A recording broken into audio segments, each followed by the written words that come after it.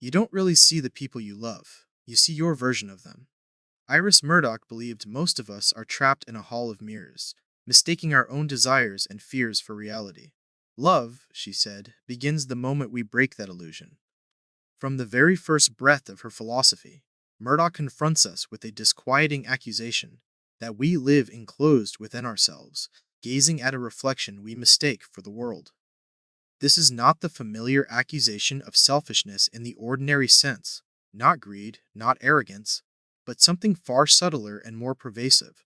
It is the blindness of projection. We look at our children and see what we want them to become. We look at our partners and see the reflection of our own longings. We look at strangers and see categories, stereotypes, outlines shaped by our fears. Rarely, she argued, do we actually see another person as they are. Murdoch's philosophy begins with this moral tragedy. She looked at the human heart and saw a kind of gravitational pull inward, a constant turning back toward the ego. Left unchecked, this inward pull distorts reality.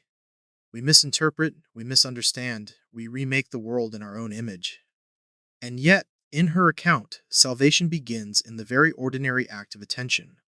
To attend to another person, truly attend, with patience, without self-serving interpretation, is the heart of morality itself. It means morality is not primarily about following commandments, or calculating the consequences of our actions, or even choosing between abstract principles of right and wrong. Those approaches dominated philosophy in the mid-20th century, when Murdoch was writing, and she found them barren. What good, she asked, are rules or principles if the very way we perceive others is clouded? To her, morality begins earlier, deeper, in the quiet work of perception.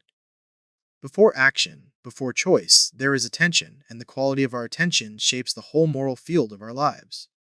This is why she described love not as a fleeting emotion, but as a discipline. Love, in her sense, is the act of unselfing. It is the movement away from the closed loop of ego and fantasy into an openness to reality. Love requires us to relinquish our fantasies of control and possession, to step outside of ourselves long enough to let the other exist in their own truth. For Murdoch, this was not poetic language. It was the precise center of her moral philosophy. Consider how this speaks into the modern age. Think of a parent scrolling through a phone while their child tugs at their sleeve. Think of a couple sitting across from each other at dinner, each checking notifications, half present. Think of the way we breeze past the suffering of strangers in digital feeds, reducing them to images that flicker and vanish. To Murdoch, these are not minor lapses of etiquette, they are moral failures. Because every moment of inattention, every turning away from the reality of another, strengthens the prison of self. And yet, she did not despair. Murdoch believed that through discipline, through repeated effort, we can reshape our attention. She compared it to an artist's work. Just as a painter trains her eye to see the subtle play of color, or a musician trains his ear to hear hidden harmonies, so too must a moral life be trained by attention. Morality, she insisted, is not a set of commands to obey, but a lifelong work of vision. Her novels put flesh on this claim. They are crowded with characters who deceive themselves, who mistake lust for love, who cling to fantasies about others. Again and again, her stories dramatize the pain of learning to see others truly. Often, this recognition comes with suffering, the collapse of illusions, the loss of self-serving dreams. And yet, she shows that this is the only path toward moral clarity. Her fiction is the laboratory of her philosophy, an ongoing test of what it means to live out the discipline of love. If her philosophy feels almost spiritual, that is no accident. Murdoch was steeped in Plato, and she drew from him the idea that goodness is not fully capturable in words, not reducible to formulas. For her, goodness shines like a light, something we orient toward, even if we cannot define it. And, like light, it requires us to adjust our eyes. We must look, and look again, until our vision sharpens. The parallel with religious practices of contemplation is striking, yet Murdoch remained resolutely secular. She spoke of love and goodness, not as commandments from above, but as realities woven into the very fabric of human life. This insistence that goodness is bound up with attention makes her philosophy profoundly relevant to today's world. In an economy built on distraction, In a culture that monetizes every sliver of our gaze, Murdoch offers a countervision. She tells us that what we give our attention to is not a trivial choice. It is the central moral decision of our lives. When we lavish attention on consumption, on envy, on the curated illusions of social media, we are not just wasting time, we are training ourselves away from love.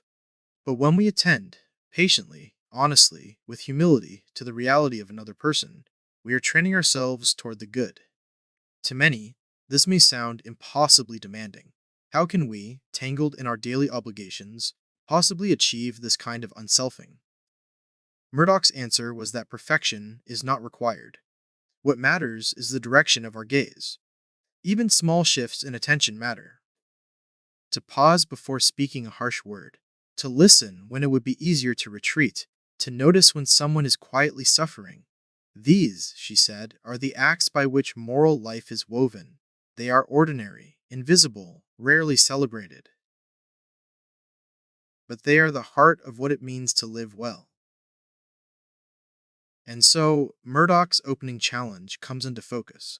We don't really see the people we love, but we can learn to. We can step out of the mere maze of ego and into the light of another person's reality. This is not merely an idea for philosophers, it is a practice for anyone who has ever loved, or tried to love, or failed at love. It is for anyone who has woken in midlife and wondered why their relationships feel hollow, or why success feels unsatisfying, or why loneliness persists even in company. For Murdoch, these are not incidental struggles, they are the very terrain of morality.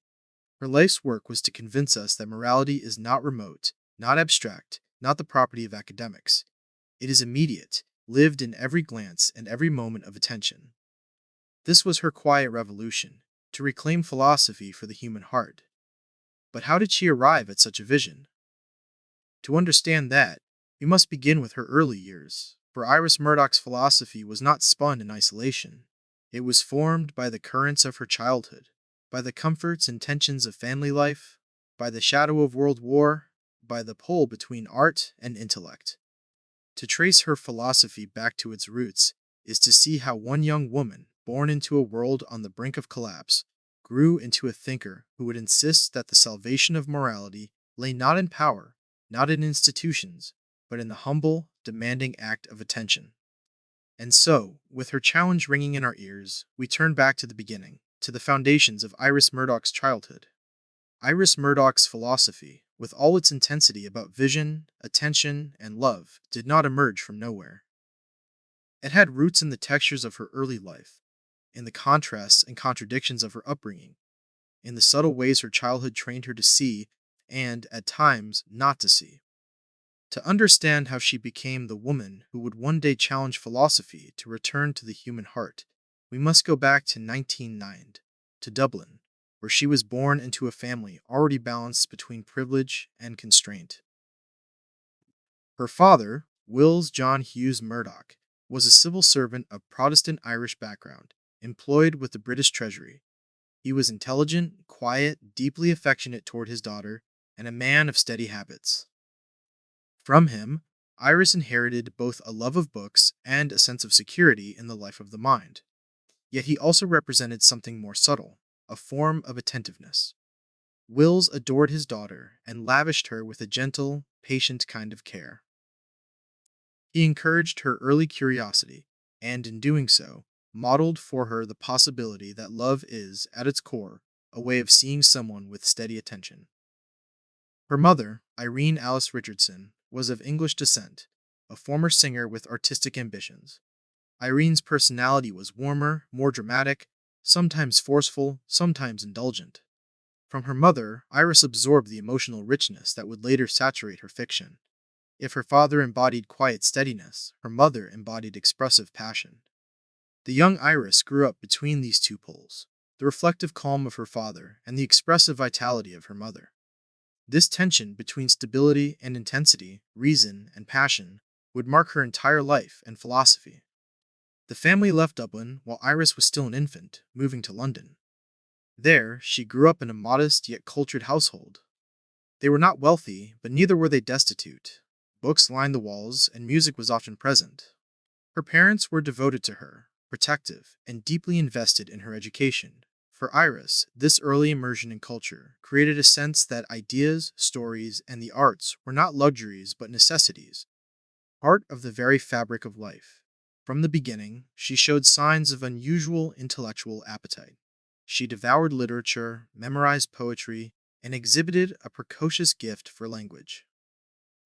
Yet what is striking is how her earliest environment taught her not only to consume books, but to weave together imagination and observation. Her parents' home was not an ivory tower, it was a place where intellect and affection mingled. In this space, Iris began to sense that thinking was never separable from living, and that the heart and the mind were not rivals, but companions. The London of her childhood was not untouched by turbulence. She grew up between two world wars, in a society haunted by the memory of one devastation and sliding slowly toward another. Though sheltered in some ways, Iris could not help but absorb the atmosphere of uncertainty. The city she knew in her youth would one day become the city battered by the Blitz. This atmosphere of impermanence, the awareness that even apparently stable worlds could shatter, planted in her a seed of seriousness. It suggested that life could not be trusted to remain calm, that meaning had to be wrestled with rather than assumed. Yet her childhood was not one of hardship. In fact, it was marked by warmth, attention, and the affirmation of her gifts. The danger in such a background might have been complacency, but Iris had an inner intensity that prevented her from simply drifting. Even as a child, she wrestled with questions of right and wrong, with the meaning of goodness, with the problem of how to live. Her early religious upbringing played a role here. She attended Anglican schools and absorbed the Christian language of morality and love. Though she would eventually move away from organized religion, the imprint of those formative teachings remained.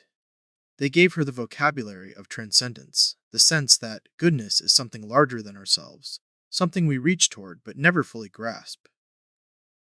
This is where her philosophy begins to take shape, even in childhood. While her contemporaries in later philosophy departments would approach morality as a system to analyze, Murdoch had lived from her earliest days with the sense that goodness was not a theory, but a presence. It was something encountered in the care of her father, in the vitality of her mother, in the tension between security and fragility in her world. She intuited that the way we see one another, the way we attend, mattered far more than the abstract rules we recite. There was also in her childhood a training in imagination that would shape both her novels and her philosophy.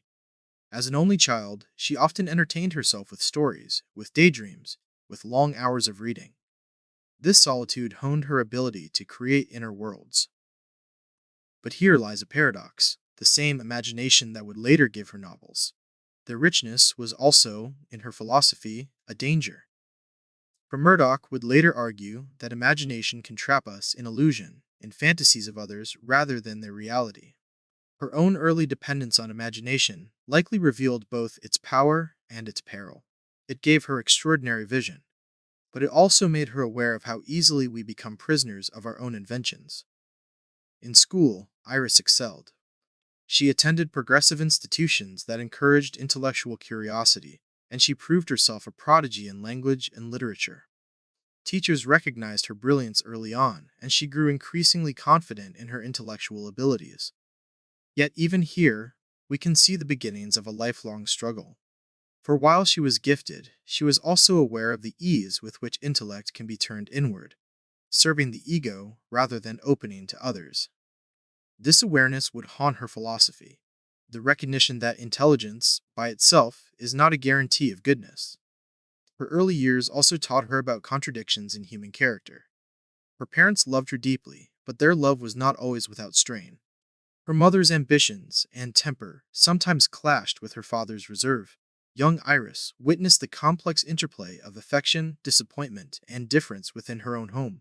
She saw that love was not simple, that it was not merely a matter of feeling good or avoiding conflict. Love, she observed, could involve sacrifice, frustration, endurance. These early lessons carved into her the conviction that love is difficult, that it demands attention and discipline, not just emotion. All of this prepared the ground for her later philosophy. The warmth of her family gave her an early sense that attention is itself an act of love.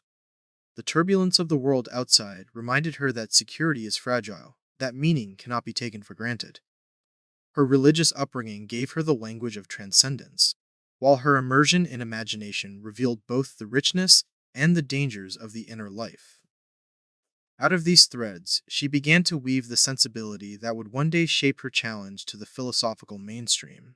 And yet, childhood is not destiny. Many children grow up in love and in books and never become philosophers. What distinguished Iris Murdoch was the way she absorbed her early environment as a preparation for moral seriousness. She did not treat childhood experiences as incidental, but as formative. She carried with her an almost reverent sense that life's details matter, that how a father looks at his child, how a mother expresses her ambition, how a society trembles under the threat of war. These are not small things. They are the seeds of philosophy. When we look at her childhood foundations, we see the beginnings of her later obsession, the question of whether we ever truly see others, and how our early habits of attention shape a lifetime. She learned in those first years that love can nurture, but also distort, that imagination can liberate, but also ensnare, that attention can illuminate, but also wander. All the paradoxes of her mature thought were already present in the fabric of her earliest life. As she grew, the stage widened. Her family life, though nourishing, was not the limit of her education. Soon, she would move beyond the protective circle of home into the broader world of early schooling and eventually higher education, where her intellectual awakening would begin in earnest. But to understand the path she would later walk, it is essential to see the soil from which she sprang, a childhood shaped by love, by books, by imagination, by tension, by the awareness of fragility. For Iris Murdoch, philosophy was never separate from life.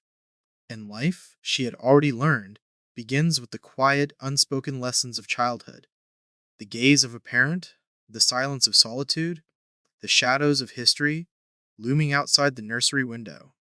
These were her first teachers, and their lessons would echo through everything she later wrote, thought, and lived. The story of Iris Murdoch's philosophy cannot be separated from the story of her parents. Their presence lingered over her imagination long after childhood, shaping her understanding of love, morality, and the difficult balance between attention and self-absorption. If her philosophy is built on the claim that we rarely see one another clearly, her parents were both the first models and the first puzzles in this moral vision. To see them through her eyes is to glimpse the crucible in which her thought was formed. Her father, Wills John Hughes Murdoch, was a quiet man, a civil servant, meticulous in his habits, dedicated to the work of numbers and order. He represented a kind of stability that Iris would carry with her throughout her life. His love for her was not flamboyant, not dramatic, but steady and attentive. He encouraged her reading, gave her access to books, and listened with interest to her early enthusiasms. He did not impose himself, nor did he demand that she fit into a rigid mold. In a household where her mother's passions sometimes dominated, her father's gentle attention provided a counterbalance. It is worth pausing here, because in the philosophy Iris would later articulate, love is understood not as possession or projection, but as patient attention. When she described love as a form of unselfing, when she urged that morality is a discipline of seeing others as they are, she was, in many ways, recalling something she had already experienced. Her father's way of loving her was not to remake her in his image, but to watch her unfold, to allow her curiosity its own course. That kind of quiet attentiveness is rare, and it left its mark. It showed her, early on, that the deepest form of care often comes without grand gestures. It is the way a father listens to a daughter, the way he makes room for her mind to grow. Her mother, Irene Alice Richardson, embodied a very different kind of love. A former singer with artistic ambitions, she was expressive, sometimes restless, sometimes insistent. She had given up her performing career after marriage, and though she poured herself into her family, there were traces of longing for a life that had been set aside. In Irene, Iris saw the vividness of passion, but also its costs. Her mother's warmth and energy nourished her, but her frustrations and ambitions cast their own shadow. From Irene, Iris absorbed not only the richness of emotional life, but also the awareness that passion can both create and distort. In her later philosophy, Murdoch warned of the dangers of illusion, of the way love can be contaminated by ego, fantasy, and projection. When she insisted that we rarely see others as they truly are, she was speaking from intimate knowledge of how easily affection can be colored by desire or disappointment. Her mother's presence taught her that love, for all its intensity, could also become a mirror, reflecting back one's own unmet needs rather than the reality of the other. It was a lesson she would later embed in her fiction, where characters often struggle with the distortions of passion and the difficulty of truly seeing another person. The interplay between her parents shaped more than her private life. It formed her sense of contradiction. Her father's quiet devotion contrasted with her mother's dramatic expressiveness. He represented steadiness, she represented longing. He taught Iris about the quiet work of attention. She showed Iris the consuming nature of desire. Together, they embodied the paradoxes that would later haunt her novels and her philosophy, the tension between seeing and projecting, between selfless attention and self-serving illusion, between the quiet moral work of patience and the restless drive of passion. But it was not only the direct influence of their personalities that mattered. Their marriage, their relationship with one another, also left an impression. Iris grew up watching their dynamic, the quiet father and the more forceful mother, and she saw firsthand how love can be both sustaining and fraught. Their marriage was not a battlefield, but neither was it an idealized harmony. Like most relationships, it was marked by differences in temperament, by small tensions and reconciliations. For Iris, who later argued that love is difficult and attention is rare, these early observations were formative. They taught her that love is not simple, that it requires navigating differences, enduring frustrations, and resisting the easy temptation to retreat into self. In reflecting on her parents, we also see why Murdoch came to distrust philosophies that reduced morality to logic or calculation. For her, morality was never abstract. It was embodied in the way people treated one another, in the way love was expressed in families, in the quiet or dramatic ways parents shaped their children. Her philosophy grew from observation, from lived experience, not from sterile analysis. And her parents were her first philosophers, not in their words, but in their ways of being. The family environment they created was both protective and formative. Books were always within reach, culture was valued, and education was treated as essential. In this atmosphere, Iris developed the intellectual self-confidence that would propel her forward. Yet, beneath this surface of stability, there was also fragility. Her mother's unfulfilled ambitions, her father's quiet reserve, the looming specter of a world between wars. All of this created an undercurrent of tension. It was not a childhood of crisis, but it was not untouched by shadows. These shadows reminded Iris that security can falter, that love can be complicated, that attention can falter.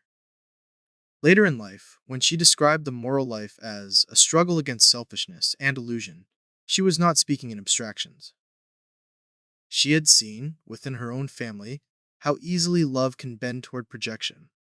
She had also seen how powerful love can be when it is grounded in attention. Her father's steady presence and her mother's passionate energy became, in a sense, the two poles of her thought, the steady gaze of attention and the restless pull of desire. Her life's philosophy would be an attempt to reconcile these poles, to insist on the discipline of attention even in the midst of human passion. The influence of her family extended beyond character and philosophy into her sense of vocation. Both parents valued her education, encouraged her intellectual pursuits, and gave her the confidence to believe that she could contribute to the life of the mind. They opened the door to the possibility that philosophy was not a distant pursuit, but something intimately connected to life itself. Without that encouragement, Iris might have turned away from intellectual ambition. Instead, she carried forward the conviction that her voice mattered, that her way of seeing the world could shape others. Looking back, it is striking how much of Murdoch's later philosophy can be traced to the dynamics of her family. Her father's quiet love modeled attention as a moral act. Her mother's passionate energy showed her both the richness and the distortions of desire. Their marriage revealed the complexity of love, its tensions, and its endurance. Their home offered her culture and stability, while also exposing her to the undercurrents of fragility. Out of this mix, Iris formed her first sense of what it means to see and to be seen. to love and to misperceive, to live within the fragile web of human relationships. The lessons of her family life did not remain confined to childhood. They became the foundation for her lifelong insistence that morality is lived, not theorized. They prepared her to resist the abstraction of academic philosophy and to turn instead to the immediacy of human experience. They gave her both the confidence to speak and the sensitivity to see. As Iris Murdoch moved from the protected circle of family into the wider world, she carried with her these early lessons. Her parents, with their contrasts and their contradictions, had given her the first glimpse of the moral struggle she would spend her life articulating. The struggle to see others clearly, to love without illusion, to live with attention in a world that constantly pulls us back into ourselves. And so, the story moves outward. From the family circle, Iris stepped into the broader sphere of education, where her brilliance began to shine more publicly. The intellectual foundations laid at home would soon be tested, expanded, and refined in the crucible of early schooling. The education of Iris Murdoch is not simply a chronology of schools and examinations. It is the widening of a mind that had been sharpened in the quiet intimacy of family life and then thrown into the structured world of institutions, peers, and authority. In her early education, we find the transformation of a precocious child into a disciplined student, one who began to discover not only the power of intellect, but also its dangers. To understand how Murdoch's later philosophy of attention and moral vision took shape, we must linger over these early years of formal learning, for they provided both the soil in which her ideas grew and the challenges against which she would push. In the previous stages of her life, the home environment had emphasized love, culture, and encouragement. Her father's patience and her mother's vitality had given her a sense of security and imagination. But education demanded something different: structure, rigor, and the confrontation with others who were equally gifted, or perhaps more competitive. This shift forced Murdoch to test her self-image, to measure her abilities against wider standards, and to learn that intellectual life was not only about delight in books, but about perseverance, precision, and discipline. She first attended Froebel Demonstration School in Hampstead, a progressive institution influenced by educational reformers who emphasized creativity, individuality, and the development of the whole child. At Froebel, learning was not mere memorization but engagement. Children were encouraged to ask questions, to explore, to see education as a living process. For a girl like Iris, already immersed in literature and imaginative play, this environment was ideal. It validated her curiosity, rewarded her precocity, and gave her confidence that the life of the mind was not just possible, but natural. She was encouraged to read widely, to write imaginatively, and to take her own questions seriously. Yet, even in such a progressive setting, Murdoch confronted the first taste of competition. She was not the only bright child, and for the first time she had to prove herself in comparison with peers. This experience sharpened her sense of identity as a student, but also exposed her to the temptations of pride and intellectual ego. Later in life, when she warned that intellect can be an instrument of selfishness rather than truth, she was remembering these early encounters. She saw how easily talent could lead not to openness but to arrogance, how intellectual ability could isolate rather than connect. Her education continued at Badminton School in Bristol, a boarding school where the tone was more traditional, rigorous, and demanding. Here, the emphasis shifted toward academic achievement, discipline, and preparation for university. For Iris, the move from the freer atmosphere of Froebel to the structured world of badminton was both a challenge and a turning point. It forced her to translate her natural curiosity into disciplined study. She excelled in literature, languages, and philosophy, showing the breadth of talent that would later characterize her career. At badminton, she encountered the seriousness of moral and intellectual responsibility. Teachers demanded not only knowledge, but also rigor of thought, precision in argument, and depth of understanding. This environment honed her analytical abilities, preparing her for the intellectual challenges ahead. But it also reinforced the tension she had already felt, the gap between the life of imagination and the demands of intellectual discipline. She loved stories and poetry, but now she was also asked to parse arguments, to analyze texts, to defend positions. This duality between imaginative vision and intellectual rigor would remain central to her thought. What distinguished Murdoch even in her youth was not simply her brilliance, but her seriousness. She approached learning not as a means to social advancement, but as a calling, a way of engaging with life's most profound questions. Even as a teenager, she was already drawn to questions of morality, to the problem of how to live well. Literature was not for her an escape but a mirror, philosophy, not a game but a guide. This seriousness sometimes set her apart from her peers, but it also marked her as a thinker in the making. It is here, in her early education, that we begin to see the seeds of her lifelong resistance to abstraction. While she mastered the analytical skills demanded by her teachers, she never surrendered her conviction that ideas must remain connected to life. She could dissect arguments, but she also felt the pull of stories, characters, and human contradictions. This refusal to separate intellect from life would later become her hallmark. The insistence that philosophy must attend to the reality of persons, not retreat into puzzles. Another crucial dimension of her early education was exposure to classical languages and literature. She studied Latin and Greek, encountering the world of Plato, Aristotle, and the tragedians.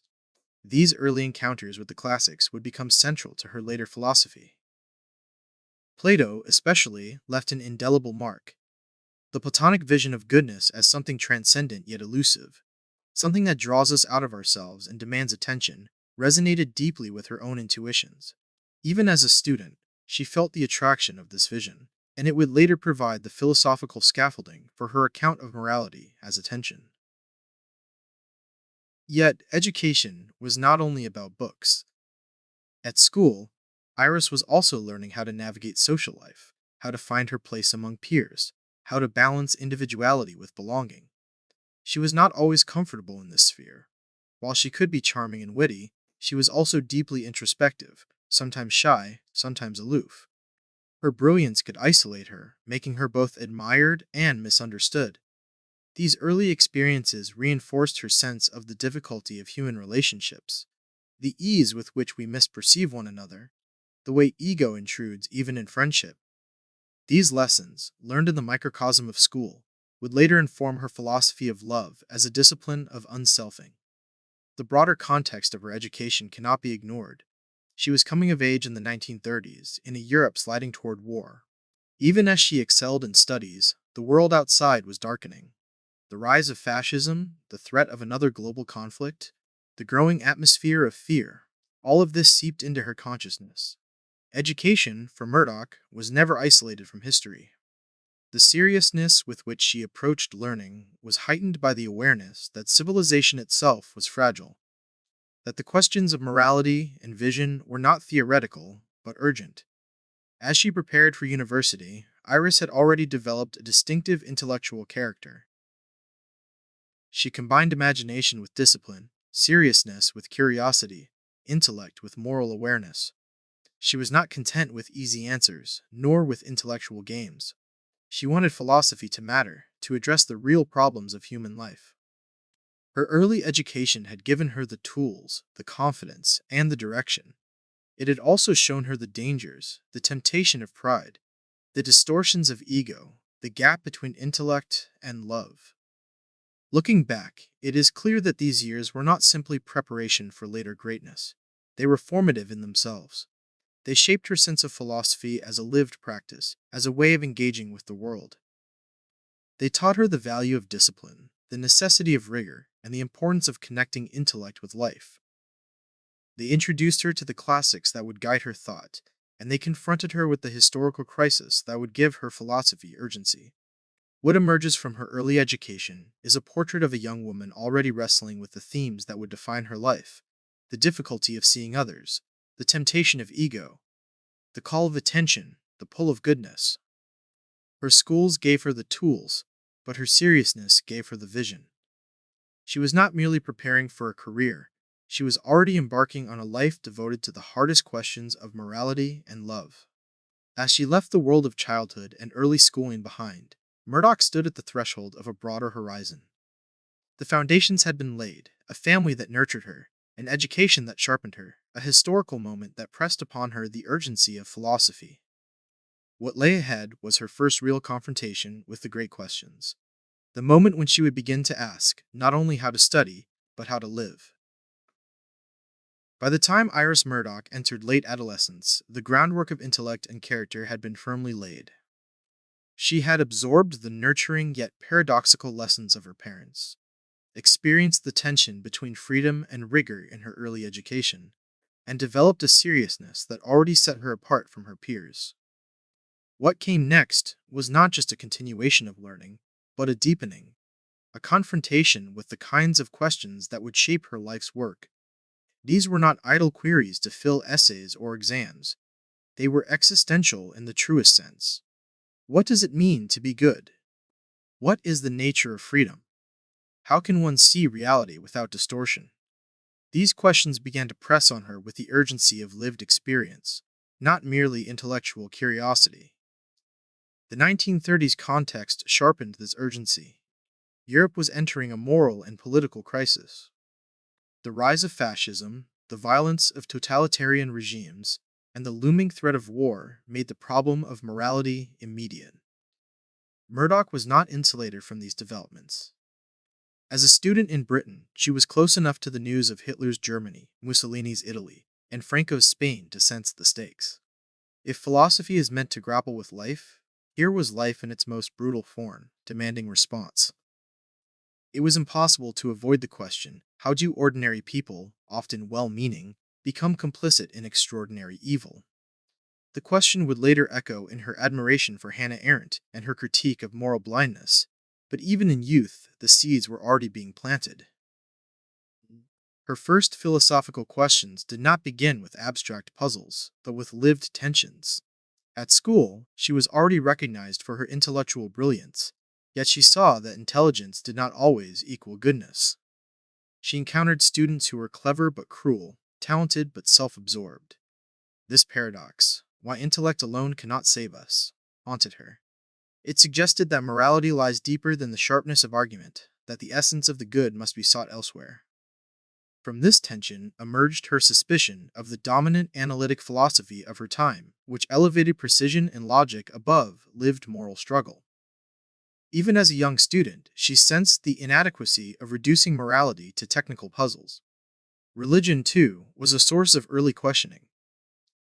Raised within the Anglican tradition, she absorbed Christian teachings about love, humility, and the transcendent good. The language of God and grace had seeped into her imagination, shaping her sense of morality as something beyond the self. Yet she also felt the limits of organized religion. The dogmas and rituals did not satisfy her thirst for intellectual honesty. By adolescence, she was already moving toward atheism, yet she retained the spiritual seriousness of her religious upbringing. The idea of a transcendent good remained central to her thinking, even after she left the framework of faith. She did not believe in God, but she believed in the necessity of something like God, a source of moral orientation beyond the ego. This tension between faith and skepticism, between transcendence and secularism, became one of her first great philosophical questions. Can one live without God and still orient life toward the good? How can we preserve the seriousness of morality without the scaffolding of religion? These questions did not leave her. They would form the backbone of her mature philosophy, where she argued for a secular transcendence, a vision of the good as a reality beyond human invention, demanding our attention and humility. Her engagement with literature also raised questions that would guide her philosophical journey. Reading novels, poetry, and plays, she noticed how stories revealed the complexity of human character. She saw that people were rarely consistent, rarely simple, rarely reducible to one motive or identity. Literature taught her that to understand human beings, one must look at them in their contradictions. This lesson, absorbed in adolescence, shaped her later belief that morality is about vision, about seeing people in their full reality, without reduction. Her early encounters with writers like Shakespeare and the Russian novelists confirmed for her that art reveals truths that philosophy sometimes misses. And so she began to ask, should philosophy learn from literature? Can art reveal moral reality more deeply than abstract analysis? These were questions she would never stop asking. Another early question arose from her own temperament. Murdoch was both imaginative and intellectual. She loved stories, but she also loved argument. She felt the pull of fantasy, but she also longed for truth. In herself, she sensed the very problem she would later describe philosophically: the tension between imagination and reality. She recognized that imagination can enrich our lives, but it can also trap us in illusions. Even as a young woman, she felt the difficulty of distinguishing between genuine perception and projection. When she loved, was she truly seeing the other person, or only her own desires reflected back? When she dreamed of a future, was she responding to reality or fabricating fantasies? Out of this personal struggle emerged the lifelong question: how do we escape the prison of self? History pressed these questions harder. The outbreak of the Second World War confronted her generation with the collapse of old certainties. Moral categories were no longer abstract, they were urgent. What does one do in the face of tyranny? How does one respond to suffering?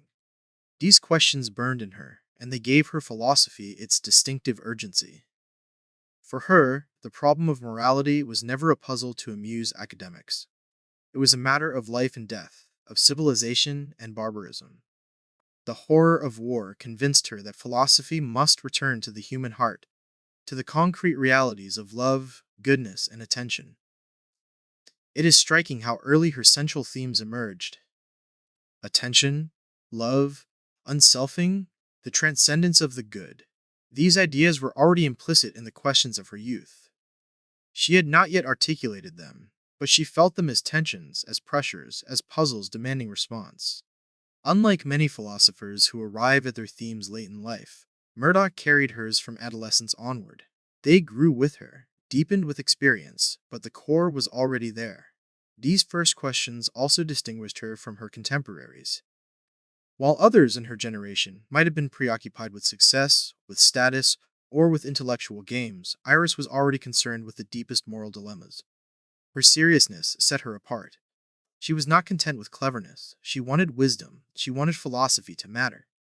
In hindsight, it is clear that her first philosophical questions were inseparable from her personal character. She was unusually self-aware, unusually sensitive to illusion, unusually unwilling to settle for easy answers. These qualities, combined with the historical context of war and the intellectual environment of her schools, gave her a distinctive orientation. She was already, in adolescence, the philosopher she would become, suspicious of ego, drawn to transcendence, committed to the moral seriousness of attention. What makes these early questions so powerful is their universality. The young Iris Murdoch was asking the very questions that haunt adulthood. How can I see others clearly? How can I love without illusion? What does goodness demand of me? These are not merely the questions of a gifted student. They are the questions of anyone who seeks to live with integrity in a world of distraction and distortion. Murdoch gave them voice, and she would spend her life pursuing their answers. As she moved from adolescence into adulthood, these questions would only intensify. University would test her seriousness, expose her to new currents of thought, and force her to sharpen her answers. But the foundation was already set. The questions of her youth would not leave her. They would guide her, trouble her, and ultimately define her philosophy. Every philosopher who leaves an imprint on history carries within their biography at least one defining rupture, a season when the world's weight presses too hard to ignore, and youthful questions crystallize into lifelong obsessions. For Iris Murdoch, this rupture came in the form of the Second World War. Up to this point, her story has been one of steady expansion: nurturing parents, progressive schools, precocious intellect, first philosophical stirrings. But war has a way of collapsing the distance between abstraction and reality. For Murdoch, it was the formative crisis that would change not only the course of her life, but the very shape of her philosophy. When the war broke out, Murdoch was in her early 20s, a student at Oxford, immersed in studies of the classics and philosophy. Like many of her generation, she was poised to pursue an intellectual life uninterrupted by politics. But the war shattered that illusion. The violence spreading across Europe, the rise of Nazism, and the specter of mass destruction made it impossible to treat philosophy as an ivory tower pursuit. Her youthful questions about morality, freedom, and illusion suddenly carried a new intensity. How could one think about goodness while the world was collapsing into barbarism? What was the role of philosophy when ordinary people were being swept into evil by propaganda, fear, and conformity? Her crisis was not only intellectual, it was practical. Murdoch wanted to contribute directly to the fight against tyranny. She first worked for the Treasury, then for the British Ministry of Economic Warfare, and later joined the United Nations Relief and Rehabilitation Administration, UNRWA, aiding refugees displaced by the devastation. These experiences brought her into contact with suffering on a scale she had never imagined. Camps filled with the displaced and the starving, families torn apart, the sheer vulnerability of human beings in crisis, all of this made philosophy's old abstractions seem thin. For Murdoch, moral thought had to begin here, with the raw reality of human fragility. The crisis also introduced her to the limits of ideology. The war was not only fought on battlefields, but in the realm of ideas: fascism, communism, liberal democracy. Each ideology offered a vision of the good life, but each also carried distortions, illusions, and the temptation to treat human beings as means to an end. Murdoch herself flirted briefly with communism, drawn to its promise of justice and equality. But she quickly recoiled from its dogmatism and its tendency to subsume individuals into abstractions. This early entanglement taught her a lesson that would never leave her. Any system that reduces people to categories, any vision that blinds us to the reality of individuals, is morally dangerous. This realization would become central to her philosophy. The war had shown her what happens when illusions are weaponized, when entire populations are convinced to see neighbors as enemies, or when human beings are reduced to units in an ideological machine. The problem was not just cruelty, it was blindness. People did not see others as they were. They saw projections, categories, fantasies. And once again, Murdoch's central theme emerged. The moral life depends on the ability to see reality clearly. Personally, the war years were exhausting, disillusioning, and yet profoundly shaping. Murdoch was thrown into work that tested her resilience. She saw suffering she could not alleviate, decisions she could not undo, structures of power beyond her influence. For a young woman trained in the intellectual richness of Oxford, this was a confrontation with limits: the limits of reason, the limits of personal control, the limits of philosophy itself. Yet it was precisely in this confrontation with limits that her thought deepened. She began to suspect that true morality requires humility, the recognition that the self is small, that goodness lies beyond our control, and that our task is to attend faithfully to what is before us. The crisis also stripped away illusions about her own life. She had grown up in a protected environment, nurtured by parents who loved her and teachers who encouraged her. Now she faced the reality of a world in which protection could collapse in an instant. The war revealed not only the fragility of civilization, but the fragility of the self. In her later novels, characters often experience shattering losses that expose their illusions. This literary pattern was rooted in her own experience, the recognition that no matter how cultivated, how intelligent, or how secure we may seem, we remain vulnerable to forces that break us open. Another layer of the crisis came through the philosophical environment at Oxford. The dominant current was analytic philosophy, concerned with clarity of language, logical puzzles, and technical distinctions. To Murdoch, this approach seemed increasingly inadequate in the face of war's horrors. She admired its rigor, but felt it was morally evasive. How could one spend time analyzing linguistic propositions when millions were displaced, slaughtered, or manipulated by ideological lies? For Murdoch, the war exposed the inadequacy of a philosophy that separated itself from human suffering. Her crisis was thus not only historical and personal, but also intellectual, a rejection of a philosophical culture that had, in her view, turned away from life. The war also awakened in her an appreciation for the power of attention in moments of crisis. Working with refugees required not abstract principles, but presence, the ability to listen, to notice, to respond to immediate needs. It was here that she began to see attention not only as a philosophical concept, but as a practice of survival. To attend to another person in their suffering was an act of recognition, an acknowledgement of their humanity when systems had reduced them to numbers or enemies. These experiences reinforced her conviction that morality begins not in theory, but in how we look at others. In this way, the crisis forged her philosophy. It was not an academic exercise, but a response to lived catastrophe. The themes she would later articulate, attention, unselfing, the transcendence of the good, were born in the crucible of war, where illusions destroyed lives and attention became a form of resistance. Murdoch, like many of her generation, was forced to confront her own illusions about who she was and what she could do. She discovered that her own desires, to help, to change, to control, were often frustrated. She had to face the reality that she was limited, that her role in history was small, that goodness required humility. This confrontation with her own ego mirrored the very philosophical struggle she would later describe, the difficulty of moving beyond the prison of self. Her crisis was not only about seeing others, but about seeing herself truthfully, without illusion. As the war ended and Murdoch returned to academic life, she was no longer the same. She had been through a crucible that burned away naivete. She had seen the dangers of ideology, the fragility of civilization, the necessity of humility, and the moral centrality of attention. These insights would not leave her.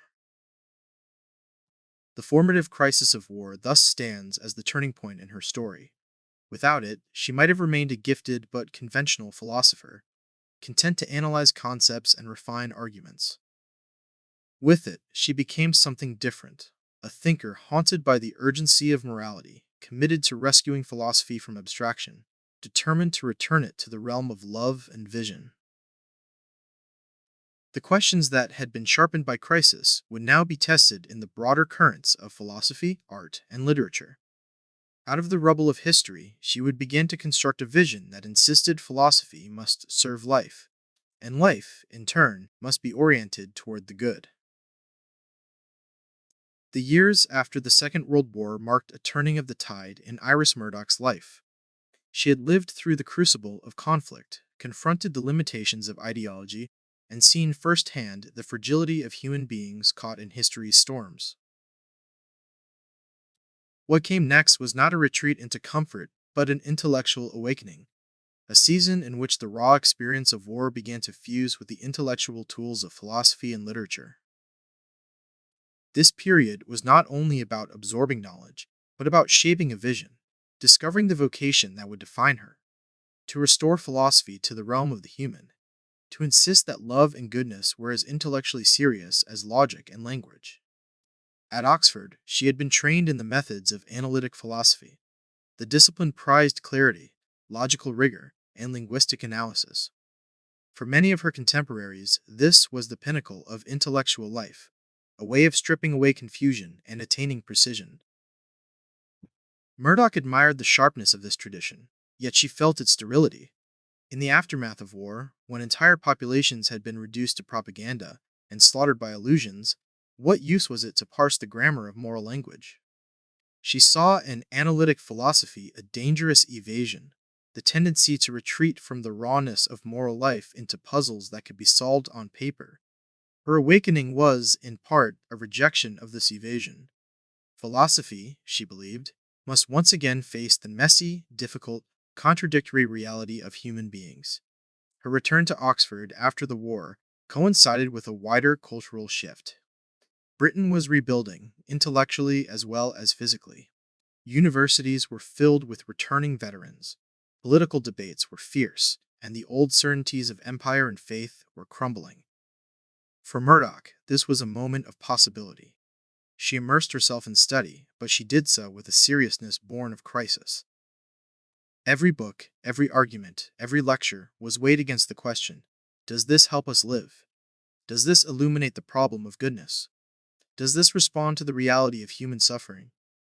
These questions transformed her learning into something more than academic. They made it existential.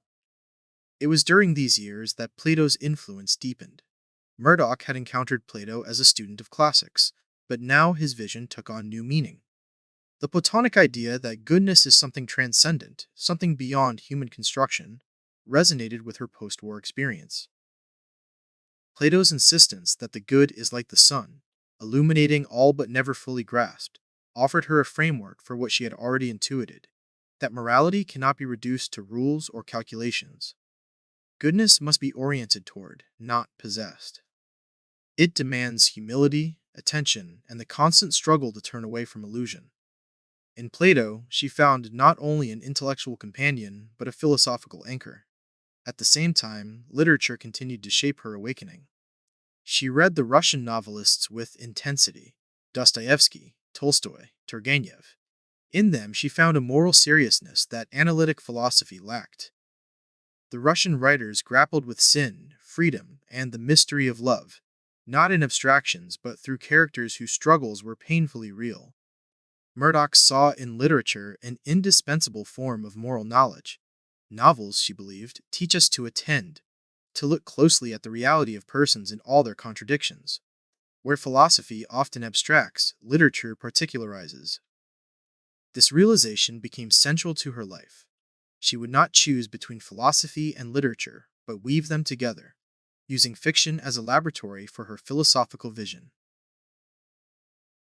Having witnessed the dangers of ideology, she became deeply suspicious of political systems that promised total answers. She moved steadily away from the flirtations with communism of her youth, yet she never abandoned her concern for justice and equality. Her political stance became one of moral seriousness rather than dogma.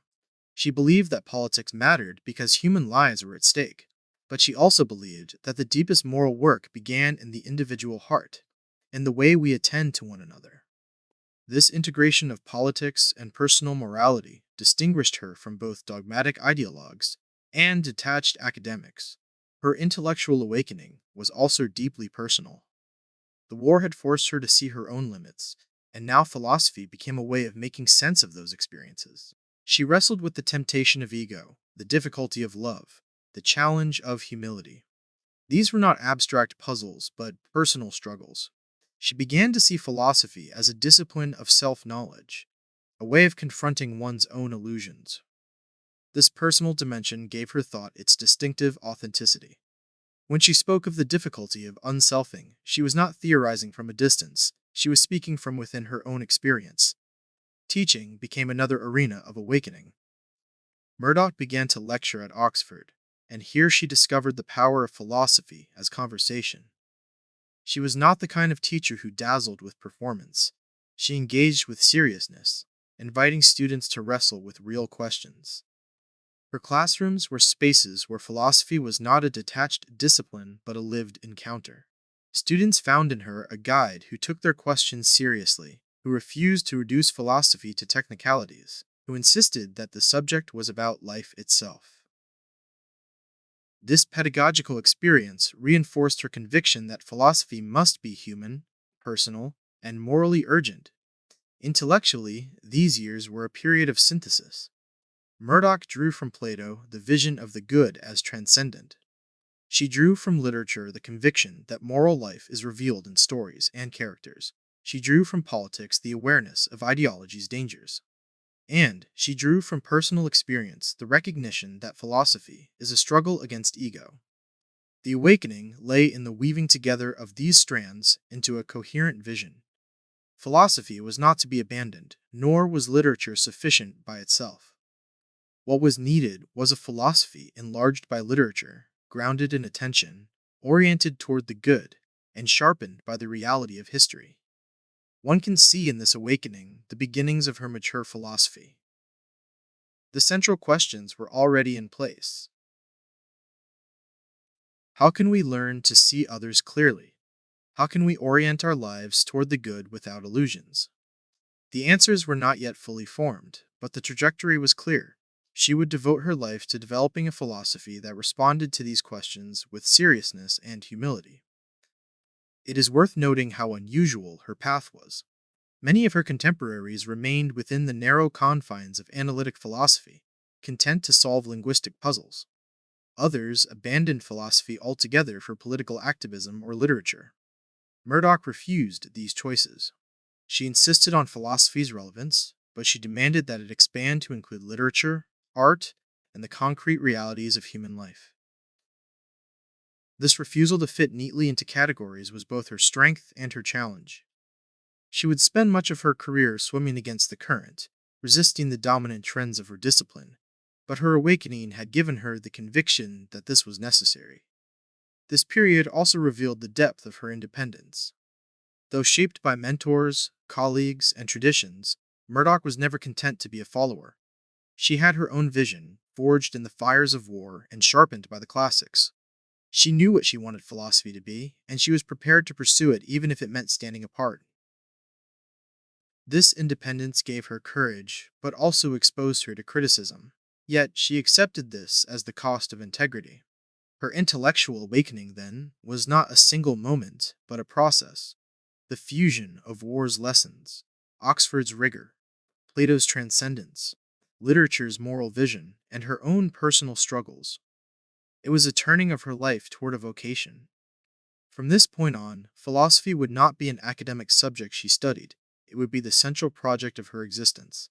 Every novel she wrote, every lecture she delivered, every philosophical essay she composed would be part of this project, to show that love, attention, and the good are the heart of philosophy. As she moved forward, the awakening gave way to articulation. The insights she had gathered now needed form. She would begin to craft her first major philosophical writings, to develop the concepts that would define her, to test her vision against the intellectual currents of her time. The next chapter of her life would be one of mentorship, discovery, and the articulation of her first major insights. No philosopher comes to maturity in isolation. Even those who eventually break with tradition, even those who insist on originality, are formed in conversation with the teachers, colleagues, and intellectual guides who shaped their early development. For Iris Murdoch, the period following her intellectual awakening was marked by encounters with mentors who sharpened her thought even when she resisted them. Their influence was paradoxical. Some guided her directly, others provoked her into disagreement, but all left traces on the philosophy she would later articulate. At Oxford, Murdoch studied under some of the most formidable minds of her time. The philosophy faculty was dominated by the analytic tradition, with figures like Gilbert Ryle and later J.L. Austin shaping the intellectual climate. Ryle, in particular, was a towering presence. His work, The Concept of Mind, challenged Cartesian dualism and emphasized the analysis of language and behavior over metaphysical speculation. Ryle's emphasis on clarity, precision, and the avoidance of obscurity influenced a generation. For Murdoch, his intellectual rigor was undeniable, but his philosophical scope felt suffocating. She admired his sharpness, but rejected his narrowing of philosophy to linguistic analysis. This tension became formative. Ryle showed her what discipline looked like, but he also demonstrated the limits of a philosophy that turned away from the depth of moral and spiritual life. This pattern admiration, coupled with resistance, defined many of her intellectual relationships. Another important figure was John Wisdom, a philosopher who, unlike Ryle, was willing to explore the connections between philosophy, psychology, and the complexities of language and use. Wisdom's lectures encouraged students to see philosophy not merely as problem-solving, but as a way of illuminating confusion in ordinary life. Murdoch absorbed from him the sense that philosophy could still be connected to lived experience, even if she would take this connection much further than Wisdom himself dared. Outside the analytic sphere, Murdoch also encountered mentors through literature and intellectual friendship. The Russian novelists, though not personal acquaintances, functioned as mentors through their texts. She often spoke of Dostoevsky as if he were a living guide, teaching her about the depth of moral conflict, the danger of illusion, and the possibility of redemption. Tolstoy, too, became a kind of philosophical teacher, showing her that moral vision is always bound to how we see the ordinary, the everyday. These literary mentors were not part of her formal education, but their impact was as strong as any professor's.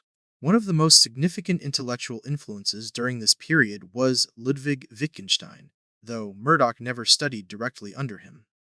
By the time she was at Oxford, Wittgenstein had left for Cambridge, but his shadow loomed large.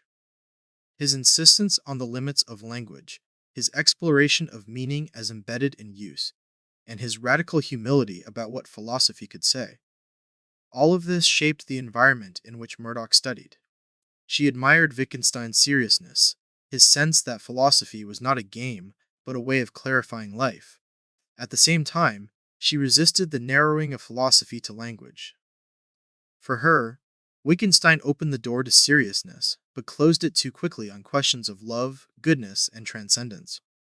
In this sense, he functioned as a negative mentor, inspiring her seriousness but provoking her to expand philosophy beyond his boundaries. Another layer of mentorship came through personal relationships with colleagues and friends. Murdoch was part of an intellectual circle that included future philosophers, writers, and public figures. Conversations over meals, debates in lecture halls, exchanges of letters, all of these formed the crucible in which her ideas were tested. Unlike some thinkers who thrive on solitary reflection, Murdoch was nourished by dialogue. She needed to test her ideas against others, to sharpen them in debate, to feel the resistance of another mind. These exchanges were less formal than lectures, but no less formative. Her time in postgraduate study also brought her into contact with continental philosophy, particularly existentialism. Jean-Paul Sartre became both a mentor and an opponent in her intellectual journey. His emphasis on freedom, authenticity, and the construction of meaning resonated with her experience of war and moral crisis. Yet she found his vision too individualistic, too dismissive of the reality of others. Sartre's novels and philosophy gave her a model of writing that combined literature and philosophy, but they also gave her a foil against which to sharpen her own vision. Where Sartre saw freedom as absolute, Murdoch saw the ego as a prison. Where Sartre emphasized choice, Murdoch emphasized attention. In this sense, Sartre mentored her by opposition, teaching her what she did not believe and thereby clarifying what she did. Mentorship, for Murdoch, was never passive. She did not simply absorb the lessons of her teachers. She wrestled with them, resisted them, transformed them. The analytic philosophers taught her rigor, but she refused their narrowness. The existentialists taught her seriousness, but she rejected their solipsism. Literature taught her moral vision, but she refused to abandon philosophy for art. In every case, she absorbed and resisted at once, crafting a position that was uniquely her own.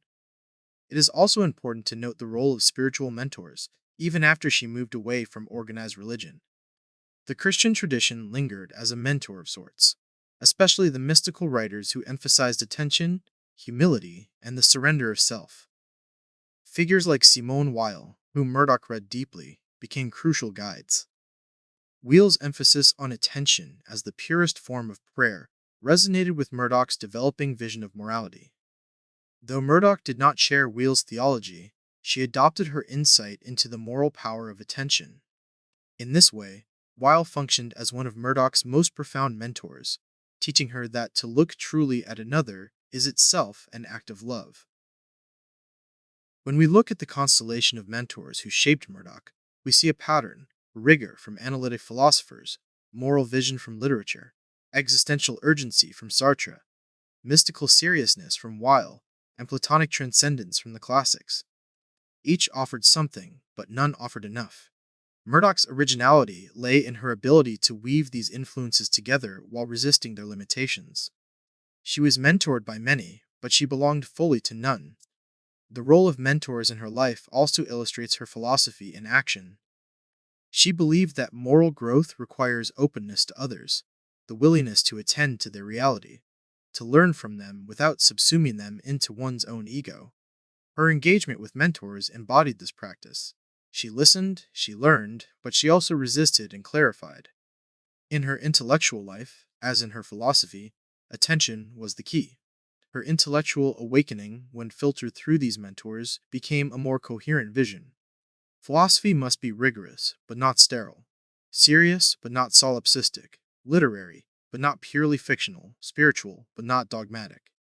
This vision was not handed to her by any single mentor. It was forged in the interplay of many voices, in the tensions between agreement and resistance, in the humility of listening and the courage of independence. The period of mentorship prepared Murdoch for her first major insight: the articulation of morality as attention, the insistence that love is the central act of philosophy. This insight would soon find expression in her earliest philosophical writings, where she began to break publicly with the trends of her time. But the seed of that insight was planted here, in the dialogue with mentors who, knowingly or not, shaped the philosopher she became. By the time Iris Murdoch emerged from the shadow of her mentors, she was no longer simply a gifted student or a war-shaken intellectual. She had begun to shape her own voice. The philosophical climate around her was dominated by two powerful currents: the analytic tradition, with its obsession for clarity and linguistic precision, and existentialism, with its emphasis on freedom and individual choice. Murdoch respected both, but she saw in each a profound inadequacy. Neither seemed to capture what she had seen in her own life: the moral weight of attention, the difficulty of escaping illusion, the transcendent call of the good. Her first major insight grew directly out of this dissatisfaction. The insight was simple to state, yet revolutionary in its implications. Morality begins not with choice but with vision. In other words, before we act, before we decide, we must first see. And the way we see is distorted by ego, fantasy, and self-absorption. The moral task, therefore, is not primarily about making choices in the abstract, but about training our vision to see reality truthfully. This shift from choice to vision, from decision to attention, was Murdoch's first great philosophical breakthrough. She arrived at this insight by observing a gap in both analytic and existential philosophy. The analytic tradition, represented by figures like Ryle, treated moral questions as issues of language and logic. How do we use the word good? What rules govern moral statements? For Murdoch, this approach reduced morality to a linguistic game, stripping it of urgency and depth. It ignored the reality that human beings live within illusions, that our perception itself is morally fraught. To analyze words without addressing vision was, in her view, to miss the heart of morality. Existentialism, on the other hand, emphasized freedom and choice. Sartre, whom Murdoch read closely, insisted that existence precedes essence, that human beings must create their own meaning through radical freedom. While Murdoch admired the seriousness of this philosophy, she found it distorted. It overemphasized choice while underestimating the power of ego and illusion. Sartre imagined the human being as radically free, but Murdoch saw us as bound, often imprisoned in fantasies that limit our capacity to see. For her, freedom was not the starting point, but the goal, and it could only be achieved through the patient work of attention. This divergence crystallized in what would become her signature concept, unselfing. Murdoch argued that the central moral struggle is the movement away from self-centered illusion toward the reality of others. This unselfing is achieved through attention, the discipline of looking at another person, or even at a work of art or the natural world, without imposing one's own ego upon it. In this process, the self is decentered, and reality begins to shine through. To illustrate this idea, Murdoch often used a deceptively simple example. Imagine a mother-in-law who feels disdain for her daughter-in-law, seeing her as silly, trivial, or irritating. Outwardly, she behaves with politeness, but inwardly, she harbors contempt. Over time, however, she deliberately works to see the young woman differently. She forces herself to notice her strengths, her sincerity, her genuine struggles. Slowly, her vision changes. What has happened here is not a matter of choice in the existentialist sense. It is not a single decision. It is a moral transformation through attention. The mother-in-law learns to see more truthfully, less selfishly, and in doing so, she becomes better. This example captured Murdoch's insight that morality is not reducible to rules or decisions, but is embedded in the texture of how we see others. It is about the slow, patient work of attention, the willingness to let go of illusion, the courage to see reality even when it is inconvenient. For Murdoch, this shift in vision was itself a moral act, perhaps the most important one. The brilliance of this insight lay in its universality.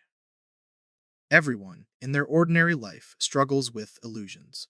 We project our desires onto partners, we impose our ambitions on children, we reduce colleagues to competitors, we stereotype strangers. Murdoch's philosophy insisted that these are not minor flaws, but moral failures. To live well is to struggle against them, to cultivate attention as a discipline. In this way, her philosophy was not abstract, but deeply practical. It touched the daily fabric of relationships, conversations, and inner thoughts. Her first philosophical writings began to articulate this vision. In essays and lectures, she criticized the thinness of contemporary moral philosophy and argued for a return to Plato's vision of the good. She insisted that goodness is not constructed by human choice, but exists as a transcendent reality, something that draws us out of ourselves. In this, she departed sharply from both existentialists and analytic philosophers. For Murdoch, the good was not an idea we invented, but a reality we must orient toward, like light to the eye. The war years had prepared her for this insight.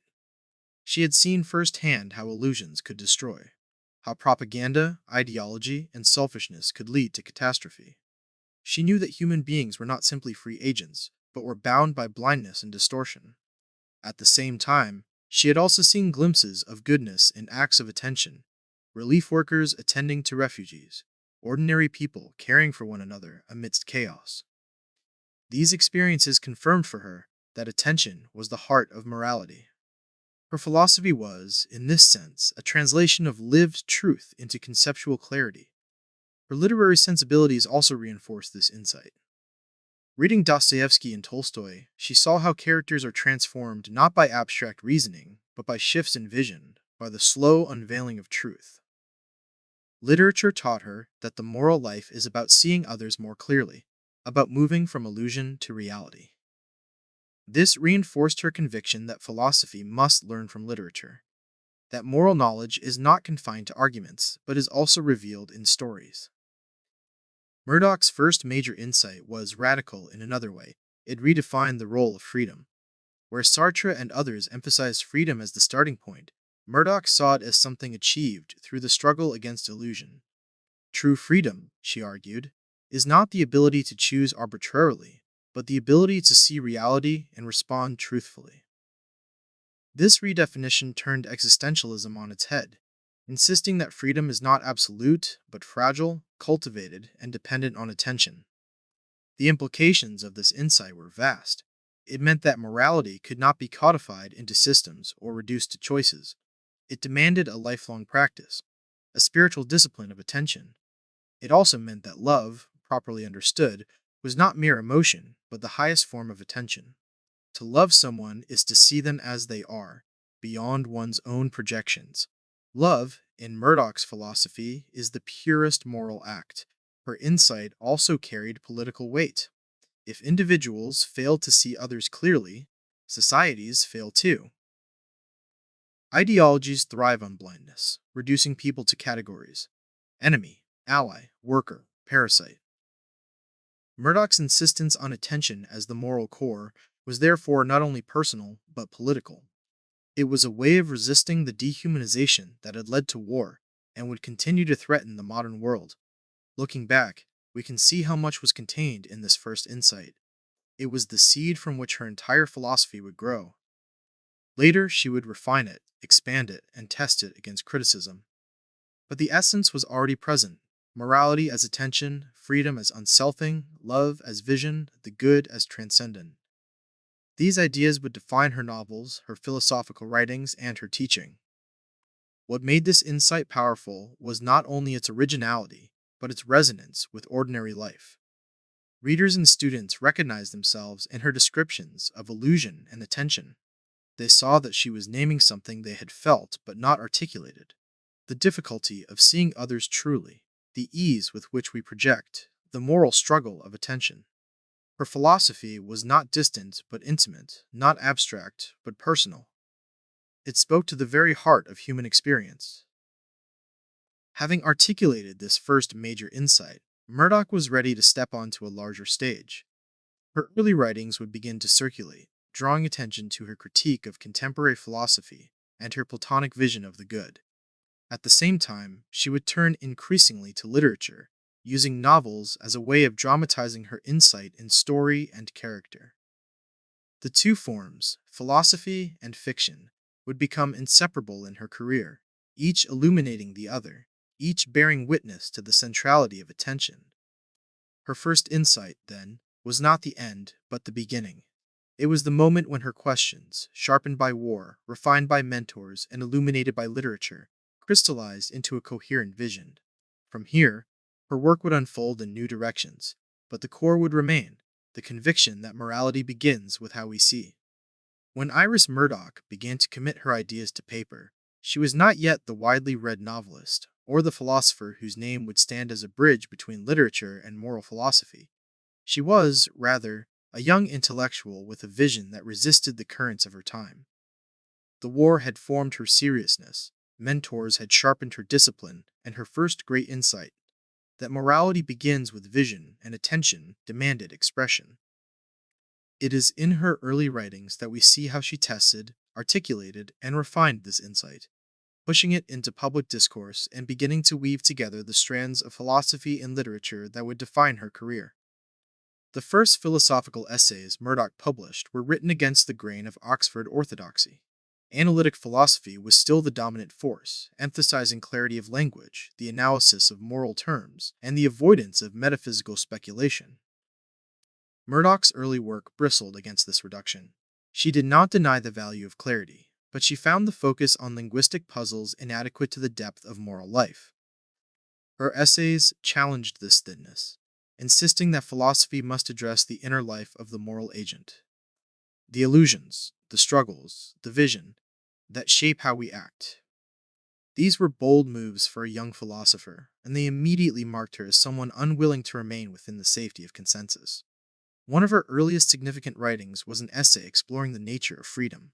At the time, existentialist thought, especially that of Sartre, had begun to seep into the English intellectual scene. Freedom was being celebrated as radical choice, the capacity of the individual to define their own essence. Murdoch's essay took this enthusiasm and turned it on its head. She argued that freedom cannot be understood apart from the illusions that imprison us. A person who acts while still trapped in self-serving fantasies is not truly free, no matter how bold their choices appear. True freedom, she insisted, comes only through the discipline of attention, through learning to see reality more clearly and loosening the grip of ego. In another early essay, she returned to Plato, positioning herself as part of a lineage that analytic philosophers had largely dismissed. Plato, for Murdoch, was not a relic but a living resource. She argued that his vision of the good as transcendent was precisely what modern philosophy needed. Against the prevailing tendency to reduce morality to systems or choices, she presented the good as something beyond us, something that draws us out of ourselves and demands humility. This essay revealed the heart of her project, to restore philosophy to its spiritual seriousness without resorting to theology, to insist that goodness is not invented, but discovered through attention. Her early writings also reveal her deepening engagement with art and literature as sources of moral knowledge. In essays on the role of the artist and the moral function of literature, she argued that novels and poetry teach us how to see. A great work of art, she claimed, expands our vision, breaking through the prison of self and revealing the reality of others. In this sense, art was not a distraction from philosophy but its ally. For Murdoch, the aesthetic and the moral were intertwined. Both depended on attention, on the discipline of looking without distortion. These early essays foreshadowed her later claim that novels are laboratories of moral vision, places where readers practice the act of unselfing. It was during this period that Murdoch also began experimenting with fiction herself. Her earliest attempts were modest, but they already bore the marks of her philosophical concerns. Characters wrestled with illusion, with the difficulty of love, with the temptations of ego. The line between her essays and her stories was thin. Both were explorations of the same themes, one in conceptual form, the other in narrative. She was beginning to discover that fiction allowed her to dramatize what philosophy could only state. Where an essay might declare that attention is the heart of morality, a novel could show a character painfully learning to see another person as real. In this way, her early fiction became a testing ground for her philosophical vision. The reception of her early writings was mixed. Some colleagues admired her courage in resisting the prevailing trends. Others dismissed her as too mystical, too literary, not rigorous enough for serious philosophy. These criticisms did not deter her. If anything, they reinforced her conviction that philosophy had lost its way, that the fear of metaphysics had led to a shallow vision of morality. Her early essays were, in effect, a manifesto. Philosophy must return to Plato, to the good, to love, to the struggle of vision. She was staking her ground, knowing that it would put her at odds with the mainstream. The significance of these early writings lies not only in their content, but in their timing. Murdoch was writing in the late 1940s and early 1950s, a period when Europe was still reeling from war, when ideologies had left deep scars, and when intellectuals were searching for new foundations. In this context, her insistence on the transcendent good, on attention, on love as a discipline, was not an ivory tower exercise. It was a response to catastrophe. She was saying, in effect, we have seen what happens when philosophy turns away from the human heart, when ideologies reduce people to categories, when illusion is allowed to flourish unchecked. We cannot afford a philosophy that plays with words while ignoring life. Her early fiction reinforced this urgency. Though not yet polished, it carried the weight of lived experience. Characters were not abstractions but flawed human beings, struggling with self-deception, longing for love, stumbling toward or away from truth. In writing these stories, Murdoch was learning how to embody her philosophy in narrative, how to reach not only philosophers, but ordinary readers. She understood that fiction could carry philosophy into the bloodstream of culture more effectively than essays alone. This dual strategy, philosophy in essays, philosophy in novels, emerged in her early writings and would define her career. What we see in this stage of her life is the crystallization of her project. The questions that had haunted her adolescence and deepened during the war were now taking form in public argument and artistic experiment. She was no longer only a student or a thinker information. She was becoming a writer, a public intellectual, a philosopher willing to stand against the tide. Her early writings were the first declarations of her independence, the first articulation of a vision that would grow more mature but never fundamentally change. It is important to notice how consistent her themes remained. From the beginning, she insisted on attention as the moral core, on the good as transcendent, on love as vision, on literature as moral knowledge. These themes would expand, deepen, and find richer expression in later works, but they were all present in embryo in her early writings. In this sense, her career was less a series of shifts than a steady unfolding of a vision already glimpsed in her youth. The early writings also prepared her for the challenges ahead. By committing her ideas to paper, she exposed herself to criticism, forced herself to clarify her arguments, and began to build the intellectual courage that would sustain her.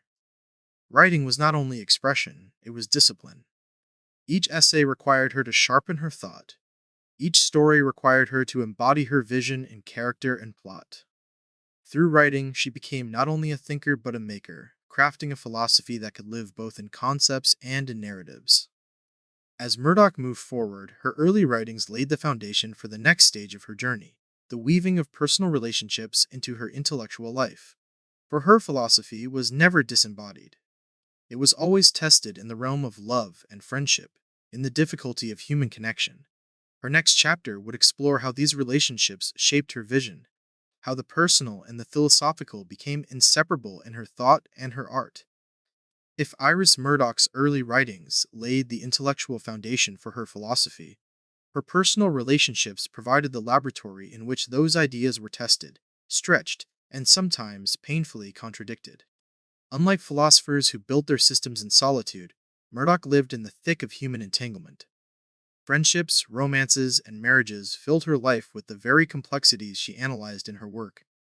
For someone who believed that morality was bound up with attention and love, the way she conducted her personal life was inseparable from her philosophy. And it was here, in the mess of relationships, that her thought was refined, not as abstraction, but as lived contradiction. From her student years onward, Murdoch was drawn to intense friendships.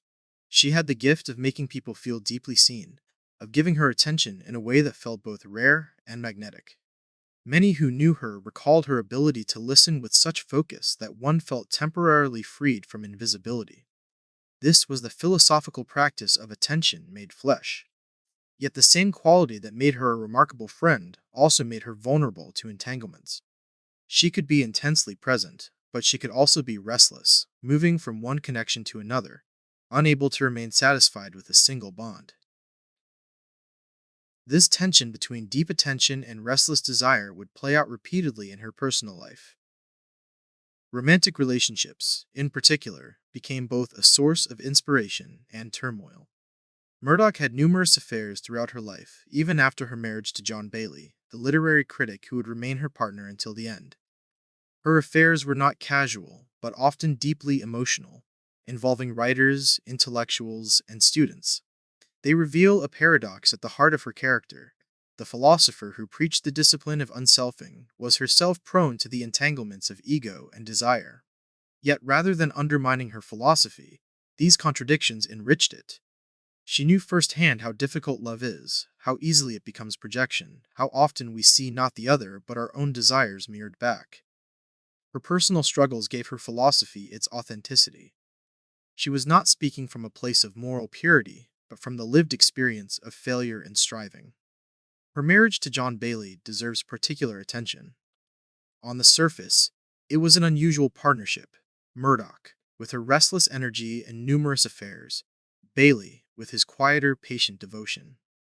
Yet their marriage endured for decades, marked by loyalty, mutual respect, and an acceptance of each other's contradictions. Bailey often spoke of Murdoch with affection and admiration, acknowledging her complexity without bitterness.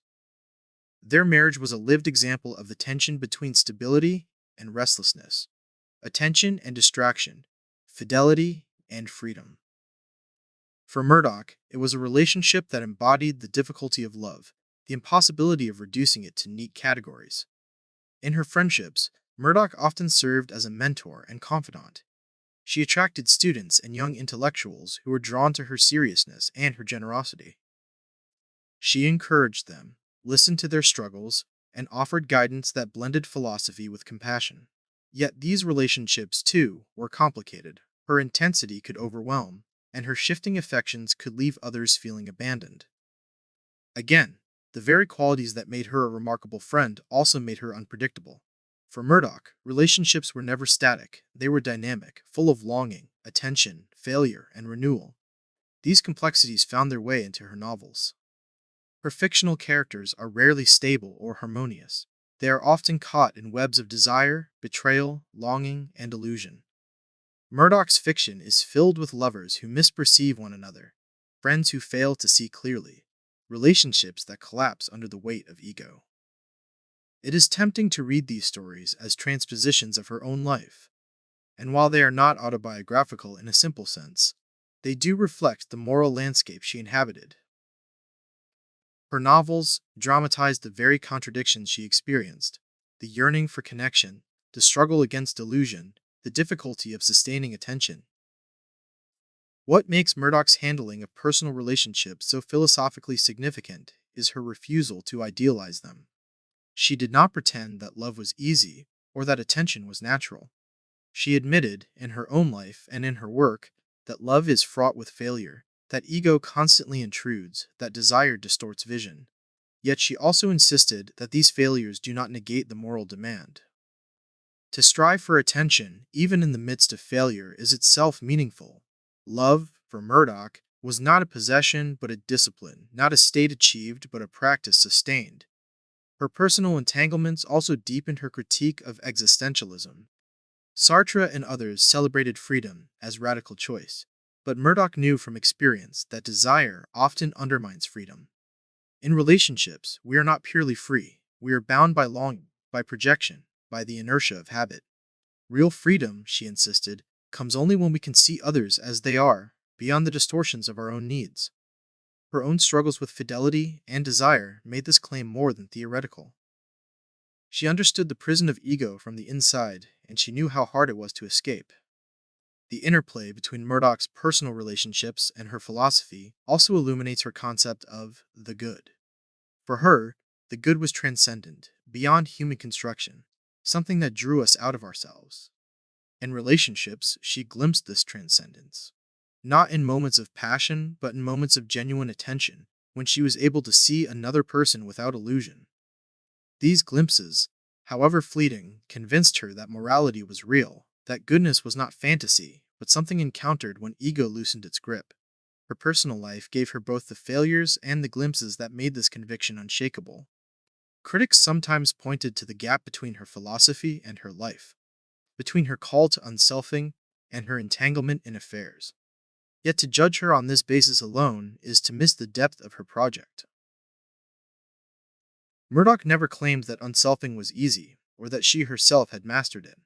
On the contrary, she presented it as a struggle, a discipline that even the most serious philosopher could fail at. Her personal life was not a refutation of her philosophy, but its proof.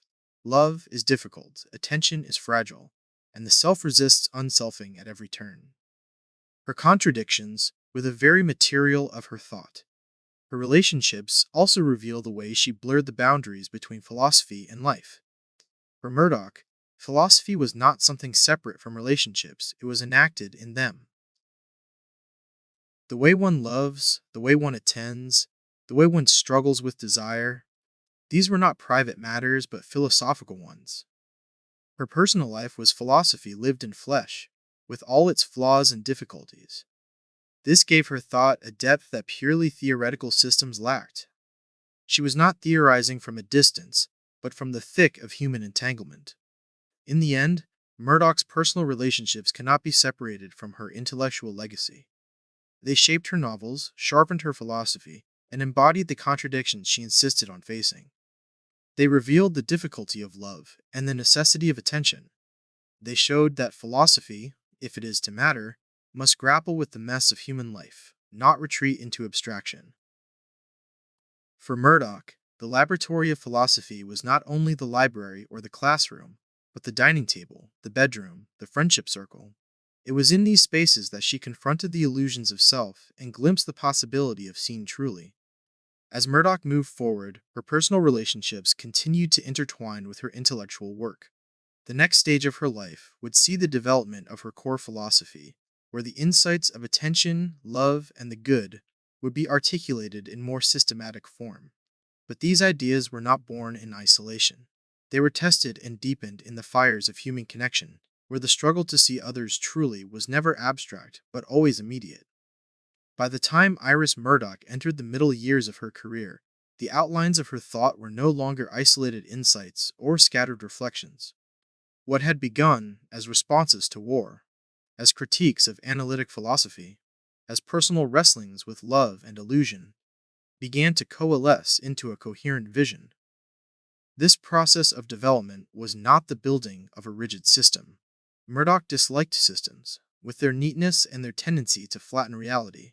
Instead, it was the gathering of themes, the deepening of convictions, the weaving of philosophy, literature, and lived experience into a unified project.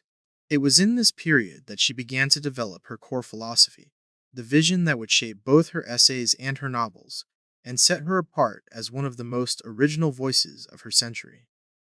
At the center of this philosophy was the conviction that morality is not primarily about choice or rules, but about vision. She had articulated this insight earlier, but now she worked to refine it, to situate it within a broader framework, and to show its implications. Against existentialism's emphasis on freedom and decision, she argued that the moral struggle begins long before choice. It begins in the way we perceive. We are not free, she insisted, if we remain prisoners of ego and delusion. Freedom is not the raw ability to choose anything, but the cultivated ability to see truly, to respond to reality as it is. From this flowed her emphasis on attention. Here, Murdoch drew deeply from Plato and Simone Weil, yet she made the idea her own. Attention, she argued, is the discipline of looking beyond the self. It is the act of unselfing, of turning one's gaze outward, of allowing the reality of others to impress itself upon us without distortion. In her developing philosophy, attention became the bridge between the individual and the good, the practice through which we escape illusion and glimpse truth. Attention was not passive, it was moral work, requiring patience, humility, and honesty. To clarify her vision, Murdoch drew sharp contrasts with the moral theories around her. Utilitarianism, with its calculus of pleasure and pain, reduced morality to outcomes. Kantianism, with its emphasis on duty and universal law, reduced morality to rules. Existentialism reduced morality to choice. Analytic philosophy reduced it to language. Each of these, in her view, missed the heart of the matter, the inner life of perception. Without attention, no rule, no choice, no calculation could lead us to the good. The good must first be seen, and to see it requires unselfing. Murdoch's philosophy of the good was another core development. She insisted, with Plato, that the good is transcendent. It is not an invention of human beings, not a projection of desire, not a construct of society. It exists beyond us, drawing us, illuminating our lives like the sun illuminates the world. Yet she carefully avoided theological claims. She was not returning to Christianity, though she carried its moral seriousness.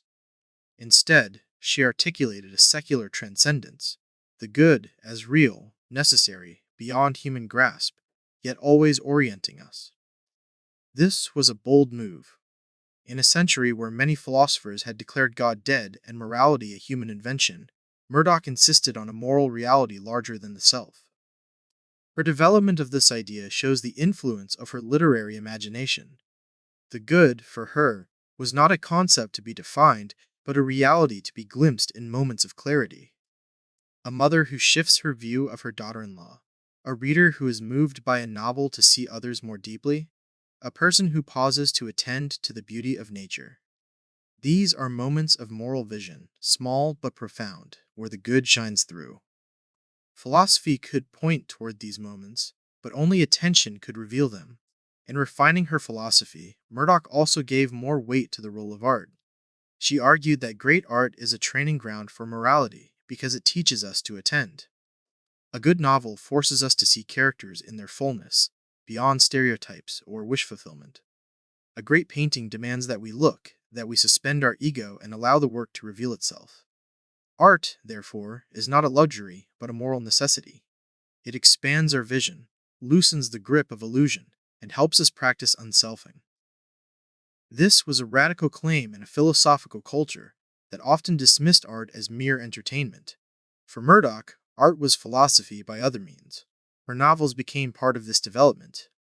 They were not simply stories for pleasure, but moral exercises. Each explored the themes of illusion, love, attention, and the good. Characters struggled with self-deception, with the difficulty of seeing others, with the temptations of ego. In writing these stories, Murdoch was not abandoning philosophy but extending it, showing through narrative what could not be fully captured in argument. Her dual career as philosopher and novelist was not a contradiction but an integration, each reinforcing the other. Another aspect of her developing philosophy was her account of love. Love, she argued, is the purest form of attention.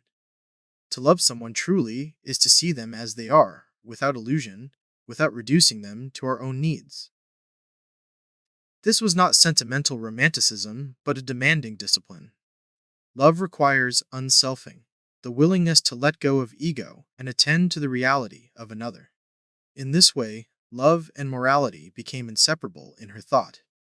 To love is to live morally, to attend is to love. In this period, Murdoch also began to articulate the costs of illusion.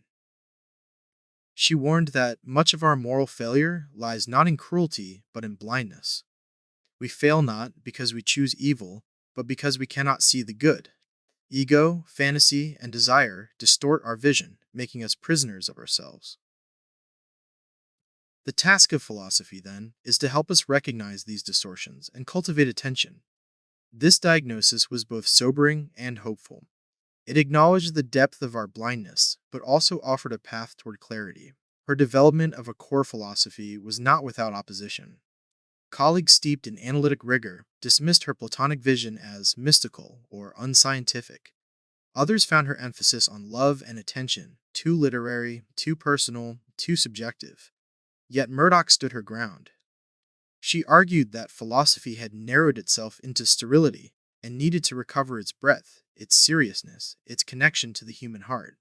Her critics revealed precisely the problem she was diagnosing, the fear of metaphysics, the avoidance of moral depth, the flight from the reality of love. Murdoch's core philosophy thus emerged as both a critique and an alternative. It critiqued the dominant traditions for their thinness, their abstraction, their blindness to the moral life of perception. And it offered an alternative, a philosophy of attention, unselfing, and the transcendent good. This vision was rigorous but humane, serious but imaginative, demanding but hopeful. It was a philosophy that did not retreat from life, but embraced it, that did not evade love, but placed it at the center.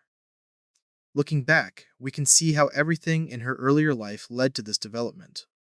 Her childhood taught her the importance of attention. The war revealed the dangers of illusion. Her mentors showed her both rigor and its limits.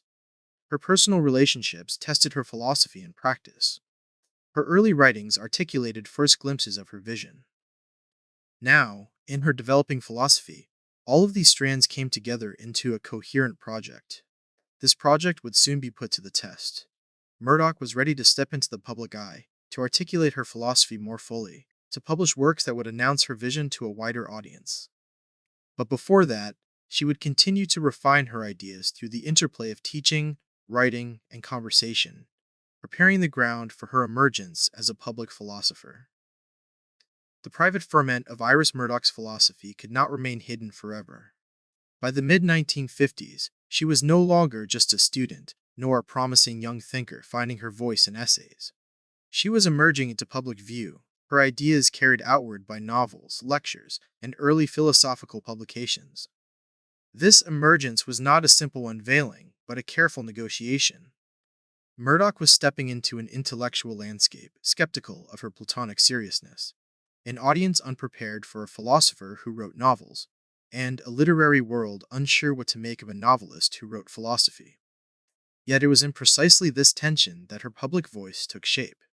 The first stage of her emergence was through literature. Her debut novel, Under the Net 1954, announced her presence in the literary world with startling clarity. On the surface, it was a comic picaresque following the misadventures of a struggling writer in London. But beneath its humor lay her philosophical concerns. The title itself referred to the net of language and illusion that entraps human beings, echoing Wittgenstein's idea of language games, but reframed through Murdoch's own vision. The protagonist's journey is less about plot than about learning to see, about the painful and sometimes absurd process of breaking through illusion. With this novel, Murdoch demonstrated that fiction could be philosophy by other means, that narrative could dramatize moral vision in ways essays could not. The novel was warmly received, praised for its wit, originality, and intelligence. Readers recognized that Murdoch was no ordinary novelist. Her work carried an intellectual density uncommon in post-war British fiction. At the same time, critics began to note that she was not content with social realism or light satire. She was reaching for something deeper, a moral seriousness, a concern with illusion, love, and freedom. With Under the Net, she established herself as a novelist of ideas, and in doing so, she began her public emergence as a thinker who blurred boundaries. Her novels that followed reinforced this reputation. Each was different in setting and style, but all were united by the exploration of moral vision. Characters were not archetypes, but deeply flawed individuals, caught in webs of desire, illusion, and longing. Murdoch's fiction refused to simplify. It demanded that readers attend, that they look closely at human complexity. In this way, her novels enacted her philosophy. They trained attention, loosened illusion, and revealed the difficulty of love. The literary public may not have grasped the full philosophical implications, but they sensed the weight of her work. She was emerging not only as a storyteller, but as a moral novelist in the tradition of Tolstoy and Dostoevsky. Parallel to her literary emergence was her philosophical one. Her essays began to attract attention beyond Oxford circles, challenging the dominance of analytic philosophy. In lectures and writings, she criticized the thinness of contemporary moral theory and called for a return to Platonic seriousness. She insisted that philosophy must grapple with goodness as a transcendent reality, with attention as the heart of morality, with love as the purest moral act. These claims were provocative in a culture suspicious of metaphysics. To speak of the good in the 1950s was to risk dismissal as mystical or outdated. Yet Murdoch pressed on, convinced that philosophy had lost its way and needed to recover its breadth. Her public emergence was therefore marked by resistance as well as recognition. Admirers praised her originality and moral seriousness. Critics dismissed her as vague, literary, or unrigorous. Some analytic philosophers viewed her with suspicion, uneasy with her Platonic language, yet even critics could not ignore her. She was not merely recycling old ideas, she was carving out a space for moral philosophy that felt both ancient and urgently modern. Her willingness to challenge orthodoxy made her a disruptive presence, but also a necessary one. One of the most striking aspects of her emergence was the duality of her identity. Was she a philosopher who wrote novels, or a novelist who wrote philosophy? Murdoch herself refused the distinction. For her, the two pursuits were inseparable. Philosophy gave her concepts, but novels gave her flesh and blood. Fiction was not an escape from philosophy, but its extension, a way of dramatizing moral life in all its contradictions. In her public emergence, she embodied this integration. Readers who came to her through novels were drawn into philosophical reflection. Philosophers who read her essays found themselves directed toward literature. In both directions, Murdoch blurred the boundaries, insisting that the moral life cannot be confined to one discipline. Her teaching also contributed to her emergence. As a lecturer at Oxford and later at other institutions, she became known for her seriousness, her ability to connect philosophy to life, her refusal to treat the subject as an academic game. Students recalled her as demanding but inspiring, a teacher who forced them to think deeply about goodness, attention, and love. Teaching was for her not merely a profession, but an extension of philosophy itself. In the classroom, she practiced the very attention she preached, listening carefully, engaging seriously, treating students not as empty vessels, but as minds to be seen. This pedagogical presence extended her influence beyond publications into the lives of individuals. Murdoch's public emergence also coincided with a cultural hunger for seriousness. Post-war Britain was weary of destruction and ideology. Many intellectuals turned toward existentialism, drawn by its emphasis on freedom and authenticity. Others turned inward to analytic puzzles, retreating from the world's pain. Murdoch offered an alternative, a philosophy of love and attention that was neither dogmatic nor evasive. She spoke to those who sensed that moral life required more than choice, more than rules, more than linguistic clarity. She reminded her audience that philosophy could be about the deepest human questions. How can we see others truly? How can we love without illusion? What is the good, and how can we orient ourselves toward it? Her emergence was not a single event, but a gradual unfolding. Each novel, each essay, each lecture widened her audience. With every publication, she moved further into public consciousness, not only as a writer, but as a voice of moral seriousness. By the late 1950s, she was no longer an obscure philosopher. She was a figure whose work was reviewed in major papers, whose novels were discussed in literary circles, whose ideas were debated in philosophy seminars. She had become a public intellectual, even if she resisted the label. What makes this stage of her life significant is not only the fact of her emergence, but the way she emerged, not by choosing between philosophy and literature, but by refusing to separate them. She demonstrated that novels could be philosophical and that philosophy could be nourished by stories. In doing so, she challenged the boundaries of intellectual life, insisting that the moral struggle cannot be confined to one form of expression. Her public identity was complex, but it was coherent. She was a philosopher, novelist, a thinker who lived at the intersection of concepts and characters. The public reception of her work also revealed the appeal of her vision. Readers, even if they could not articulate it, recognized in her novels the moral difficulty of attention, the struggle of love, the allure of illusion. Philosophers, even if they resisted her Platonic language, could not deny the power of her critique of thin moral theories. In both arenas, she forced her audiences to confront questions they might have preferred to avoid. Her emergence was thus disruptive, unsettling, but also transformative. Looking back, it is clear that this period of public emergence was not only a career milestone, but a philosophical event. Murdoch's voice entered the public sphere at a time when philosophy was narrowing and literature was searching for depth. She offered both critique and alternative, both seriousness and imagination. Her emergence marked the moment when her philosophy began to matter, not only in private, but in public, not only to her students, but to a wider culture. The next stage would deepen this trajectory, with her first major works, both philosophical and literary. Murdoch would solidify her reputation, provoke stronger criticism, and offer a vision that could no longer be ignored. Her emergence was the opening. Her first major work would be the Declaration. Every philosopher has a moment when scattered insights and smaller essays give way to something larger, something that feels like a manifesto. For Iris Murdoch, that moment arrived with the publication of The Sovereignty of Good in 1970, a collection of 3 essays that together presented her first sustained philosophical book. Though slim in size, it represented the culmination of decades of thought. Her wartime crisis, her resistance to analytic philosophy, her immersion in Plato and Simone Weil, her personal struggles, and her experiments in fiction. The book was not just another contribution to moral philosophy, it was her declaration of what philosophy could and should be. Before this book, Murdoch was known as a novelist and as a philosopher who had published important essays. But the philosophical establishment did not yet fully recognize her as a systematic thinker. With The Sovereignty of Good, she forced a reckoning.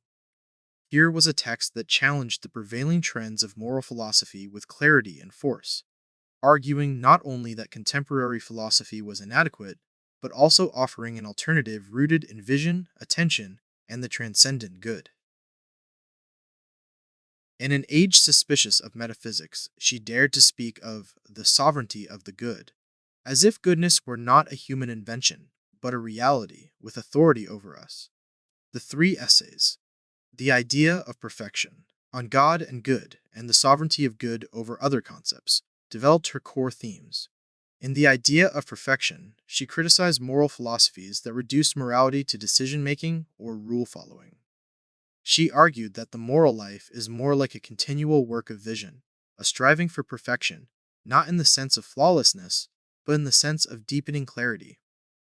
She used the now famous example of the mother-in-law revising her view of her daughter-in-law, showing how moral improvement can occur not in outward action, but in the patient work of attention. This essay laid the groundwork for her central claim: morality is about how we see. In On God and Good, Murdoch confronted the crisis of religion in modern philosophy. She acknowledged that belief in God had waned, but she refused to accept the conclusion that morality must therefore collapse into subjectivity or human construction. Instead, she argued that the concept of the good can replace the concept of God as the focus of moral orientation. The good, like God, is transcendent, beyond human invention, something that draws us out of ourselves. But unlike traditional theism, Murdoch's good did not require dogma or worship. It was secular transcendence, a reality beyond ego, glimpsed in attention, that gives morality its seriousness. This essay was both radical and consoling. It preserved the depth of religious morality without requiring belief, offering an anchor in a disenchanted age. The final essay, The Sovereignty of Good over Other Concepts, was the heart of the book. Here Murdoch argued that goodness is not one concept among others, not something to be balanced with freedom, power, or knowledge. It is sovereign, the highest reality, the source of moral orientation. All other concepts must be judged in relation to it. This was a bold assertion in a philosophical culture that often treated morality as one domain among many, alongside politics, science, or aesthetics. For Murdoch, goodness was not optional or secondary, it was the sun around which all else revolved. The reception of The Sovereignty of Good revealed the polarizing nature of Murdoch's philosophy. Admirers hailed it as a profound and necessary intervention. They recognized in her work a seriousness that philosophy had lost, a willingness to speak of love and goodness with intellectual rigor. Critics, however, accused her of mysticism, of vagueness, of smuggling in metaphysics under secular cover. Analytic philosophers, in particular, resisted her Platonic language, uneasy with her insistence on transcendence. Yet even critics admitted that her essays had power. They could not dismiss her as a mere novelist dabbling in philosophy. She had produced a work that demanded engagement. What made the book so powerful was not only its arguments, but its tone. Murdoch wrote with clarity, warmth, and conviction. She did not hide behind jargon or abstraction. She spoke directly, using examples drawn from ordinary life, weaving philosophy with literature and religion. Her prose carried the weight of lived experience. Readers felt that she was not merely constructing arguments, but speaking from a deep moral seriousness. This tone distinguished her from many contemporaries and made her work accessible beyond academic philosophy. The significance of the sovereignty of good cannot be overstated. It established Murdoch as a philosopher in her own right, not merely a novelist with philosophical interests. It clarified her core philosophy: attention as the heart of morality, love as unselfing, the good as transcendent. It challenged the dominant traditions of her time and offered an alternative that was both ancient and new, Platonic and modern, secular and spiritual. It marked the moment when her philosophy moved from scattered insights to a coherent, public vision. The impact of the book also extended beyond philosophy. Readers from literature, theology, and even psychology found in her work resources for their own disciplines. The idea of attention as moral practice resonated with therapists, teachers, and religious thinkers. The concept of secular transcendence appealed to those searching for moral seriousness without dogma. Her work crossed boundaries, just as her career had. This interdisciplinary appeal contributed to her growing reputation as a thinker whose influence could not be confined to philosophy departments. What is striking in retrospect is how consistent the themes of this book were with her earlier life. The war had shown her the dangers of illusion and ideology. Her mentors had taught her rigor but also revealed the limits of linguistic analysis. Her personal relationships had exposed her to the difficulty of love and the ease of projection. Her early writings had tested the idea of attention. All of these threads converged in The Sovereignty of Good. The book was not a sudden invention, but the mature articulation of insights she had been carrying for decades. At the same time, the book did not represent a conclusion, but a foundation. Murdoch did not intend to close her philosophy with this work. Instead, she opened a door. The essays declared her vision, but they also invited further exploration, in her novels, in her teaching, in her later writings. The Sovereignty of Good was both a culmination and a beginning, a culmination of her early struggles and a beginning of her mature phase as a public philosopher. For Murdoch herself, the publication of the book was a validation of her dual vocation. It confirmed that she could be both novelist and philosopher, that her ideas could stand in both worlds. It gave her the confidence to continue weaving the two together, refusing to choose one identity over the other. Her emergence as a public intellectual now had a solid foundation, a work that could be cited, debated, and remembered. The book's title, The Sovereignty of Good, ends the best summary of Murdoch's philosophy. It captures her conviction that goodness is the highest reality, the authority over all human life, the orientation point for morality. It encapsulates her belief that attention and love are the pathways to this reality. It declares that philosophy must once again speak of the good, not with embarrassment, but with seriousness. In 3 essays, Murdoch placed herself in the lineage of Plato while also addressing the crises of her own time. The next stage of her journey would test this philosophy in the arena of public reception. Critics, admirers, students, and readers would respond, some embracing her vision, others resisting it. The publication of her first major work was not the end of struggle, but the beginning of debate. Murdoch had entered the arena with a declaration, and now she would face the reception that would shape her legacy. When The Sovereignty of Good appeared, it did more than introduce Iris Murdoch's philosophy to the wider public. It forced her contemporaries to reckon with a voice that did not fit neatly into any category. In the philosophical world of the late 1960s and early 1970s, the very act of speaking earnestly about the good felt like a provocation. Moral philosophy, especially in Britain, was dominated by analytic methods, careful dissection of moral language, and suspicion of grand metaphysical claims. Murdoch had done what many in her discipline considered unthinkable. She had written about morality with both platonic seriousness and novelistic concreteness, speaking of love and attention in the same breath as transcendence. The critical reception that followed revealed not only how unusual her work was, but also how deeply it touched the anxieties and longings of her time. Among philosophers, the responses were mixed and polarized. Admirers praised her for reopening a door that had been shut for decades. In a discipline that had often reduced morality to technical debates about language, Murdoch brought back the sense that ethics must grapple with the mysteries of human existence.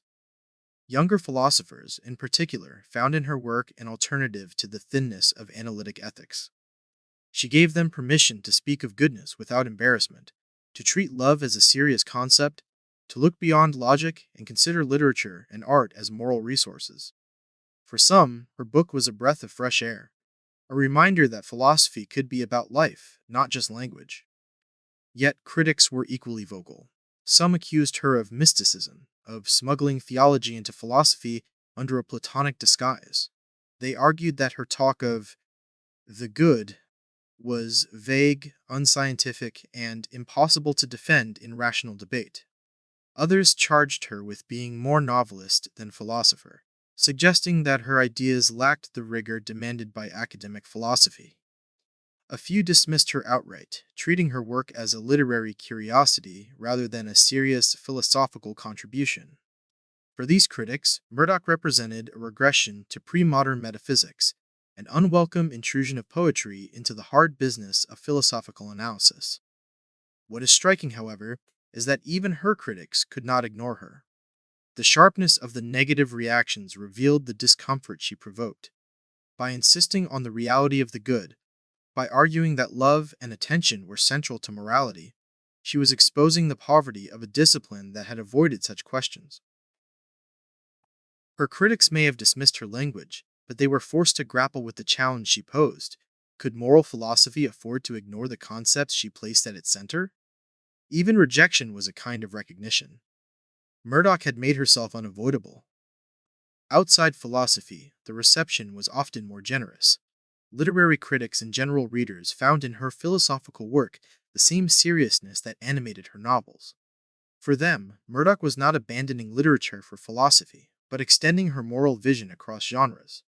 The idea that attention is the heart of morality resonated with readers who may not have followed analytic debates, but who understood the difficulty of seeing others clearly. Teachers, therapists, and religious thinkers found in her work a language for practices they already valued. For example, her notion of attention as a discipline of love spoke directly to spiritual traditions, even though Murdoch framed it in secular terms. The reception beyond philosophy revealed her interdisciplinary appeal, her ability to speak across boundaries. Her dual identity as novelist and philosopher complicated the critical response. Some philosophers looked down on her novels as distractions, while some literary critics regarded her philosophy as an abstraction away from the richness of narrative. Yet others saw the two as mutually enriching. They recognized that her novels dramatized her philosophy, showing in flesh and blood what her essays argued in concepts. A character struggling with illusion, a lover misperceiving the beloved, a moment of sudden clarity. These were not only literary devices, but philosophical explorations. For critics who understood this integration, Murdoch represented something rare, a thinker who refused to separate the life of the mind from the life of the heart. The broader cultural context also shaped the reception of her work.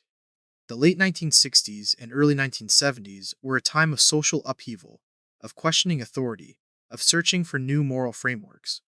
Traditional religion was in decline, political ideologies were under scrutiny, and many felt adrift in a world without stable moral anchors. Murdoch's insistence on the reality of the good, on love as attention, offered a way of thinking about morality that preserved seriousness without dogma.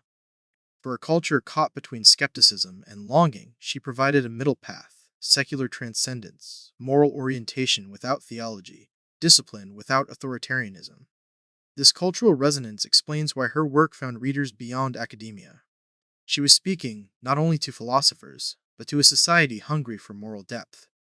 Her reception also revealed the gendered dynamics of philosophy at the time. As a woman in a male dominated field, Murdoch faced skepticism that her ideas were serious or rigorous. Some critics dismissed her as sentimental, a charge rarely leveled at male philosophers who spoke of morality. Yet her persistence and the force of her arguments gradually undermined such dismissals. Her success as a novelist gave her visibility that many women philosophers lacked, but it also made her vulnerable to the charge of being too literary. In this sense, her critical reception was shaped not only by her ideas, but by the prejudices of her era. Despite this, she carved out a space for herself, demonstrating that philosophy could be rigorous, humane, and written by a woman whose voice would not be silenced. For Murdoch herself, the reception was both affirming and challenging. She was pleased that her work reached a wider audience, but she was also aware of the criticisms. She knew that her Platonic language would provoke resistance, yet she refused to abandon it. The mixed reception did not lead her to retreat, but to deepen her commitment. She continued to write, to teach, and to explore the themes of attention, love, and the good. The criticism confirmed for her that philosophy had lost its way, and that her task was to remind it of its true vocation. In hindsight, the critical reception of The Sovereignty of Good can be seen as a turning point. It marked the moment when Murdoch ceased to be an emerging thinker and became a controversial public philosopher. She had announced her vision, and the world had responded, sometimes with admiration, sometimes with hostility, but always with recognition. She was no longer on the margins. She had entered the center of debate. What made her reception enduring, rather than fleeting, was the way her ideas resonated with lived experience. Critics could argue about her metaphysics, but readers recognized the truth in her descriptions of illusion and attention. Anyone who had struggled to love without projection, anyone who had glimpsed the difficulty of seeing others clearly, knew that she was naming something real. Her philosophy was not only to be debated, but to be lived. The stage was now set for the next phase of her career.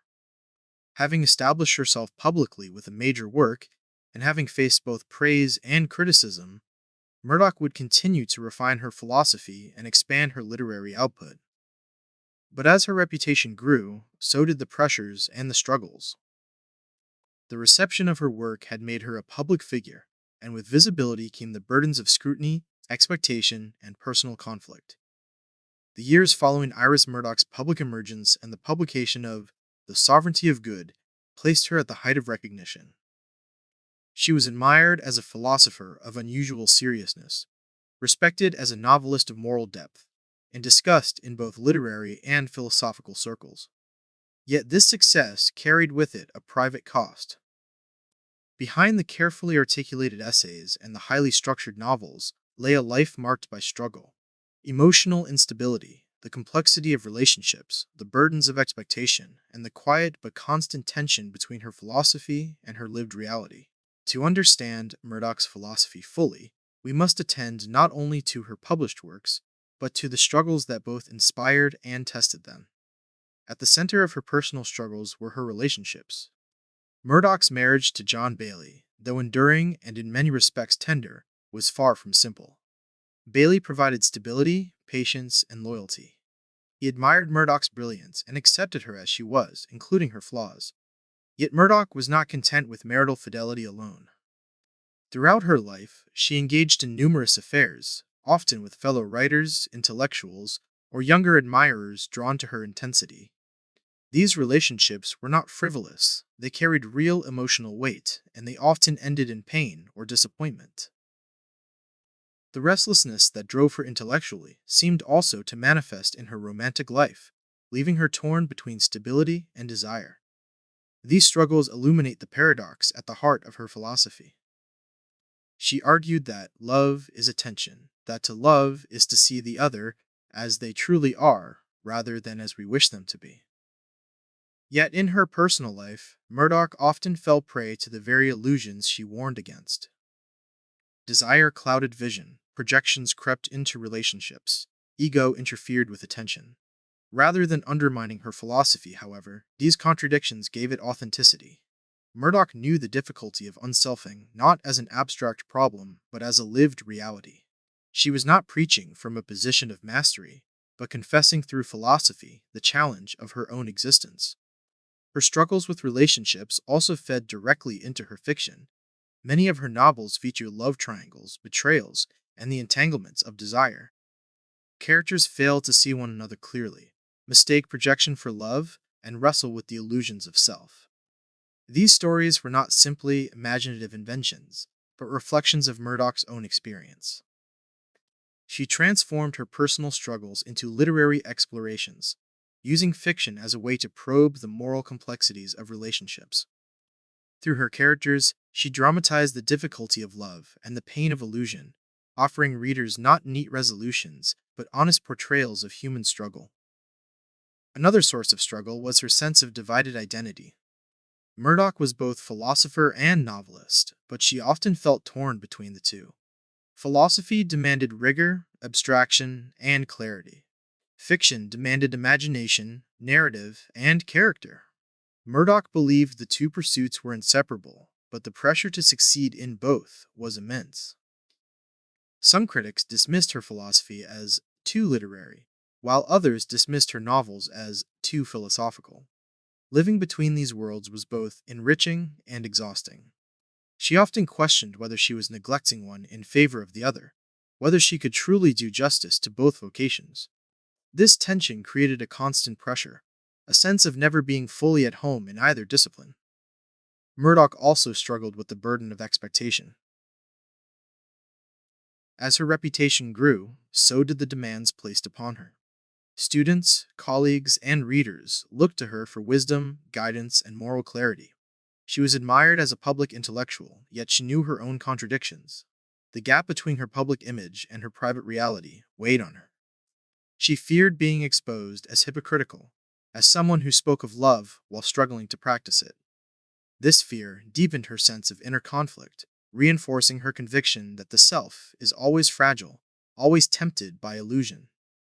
Her personal struggles were not limited to relationships and identity, they extended into her inner life.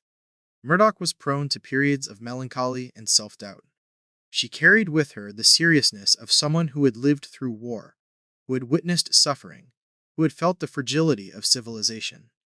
This seriousness could become heavy, leading her into moods of despair. She often wrestled with the question of whether her work truly mattered, whether her philosophy and novels could make a difference in a world still haunted by violence and injustice. Her conviction that philosophy must address life was born from this despair, but it also left her vulnerable to feelings of inadequacy. In addition to these emotional struggles, Murdoch faced the difficulty of living with the very demands of her philosophy. To attend, to oneself, to love without illusion. These were not simple tasks. They required discipline, humility, and constant vigilance.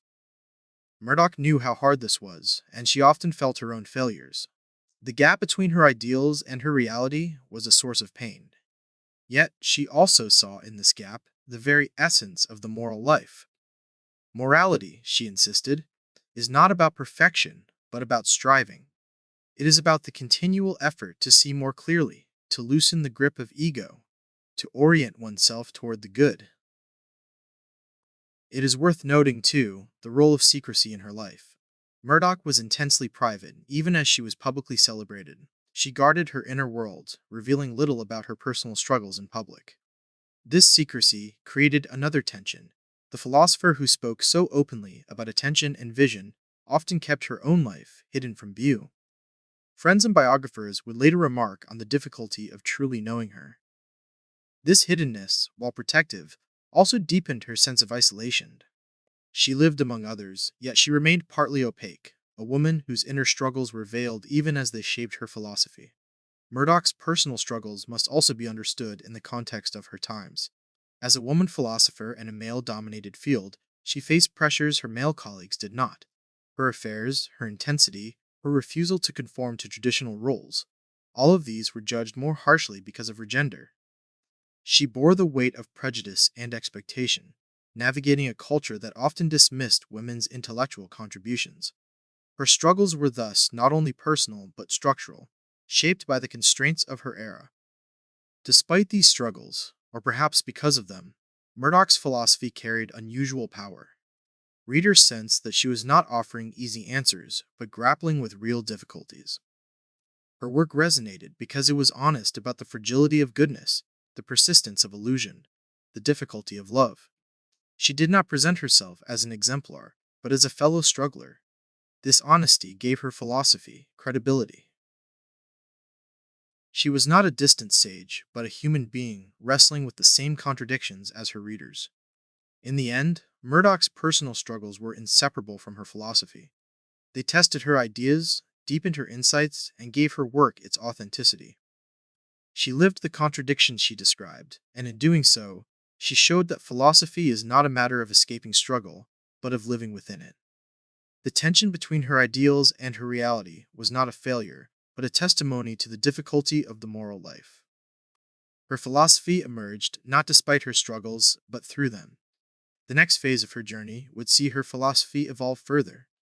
Having declared the sovereignty of the good, and faced both acclaim and criticism, Murdoch would continue to refine her vision, exploring new dimensions of moral life.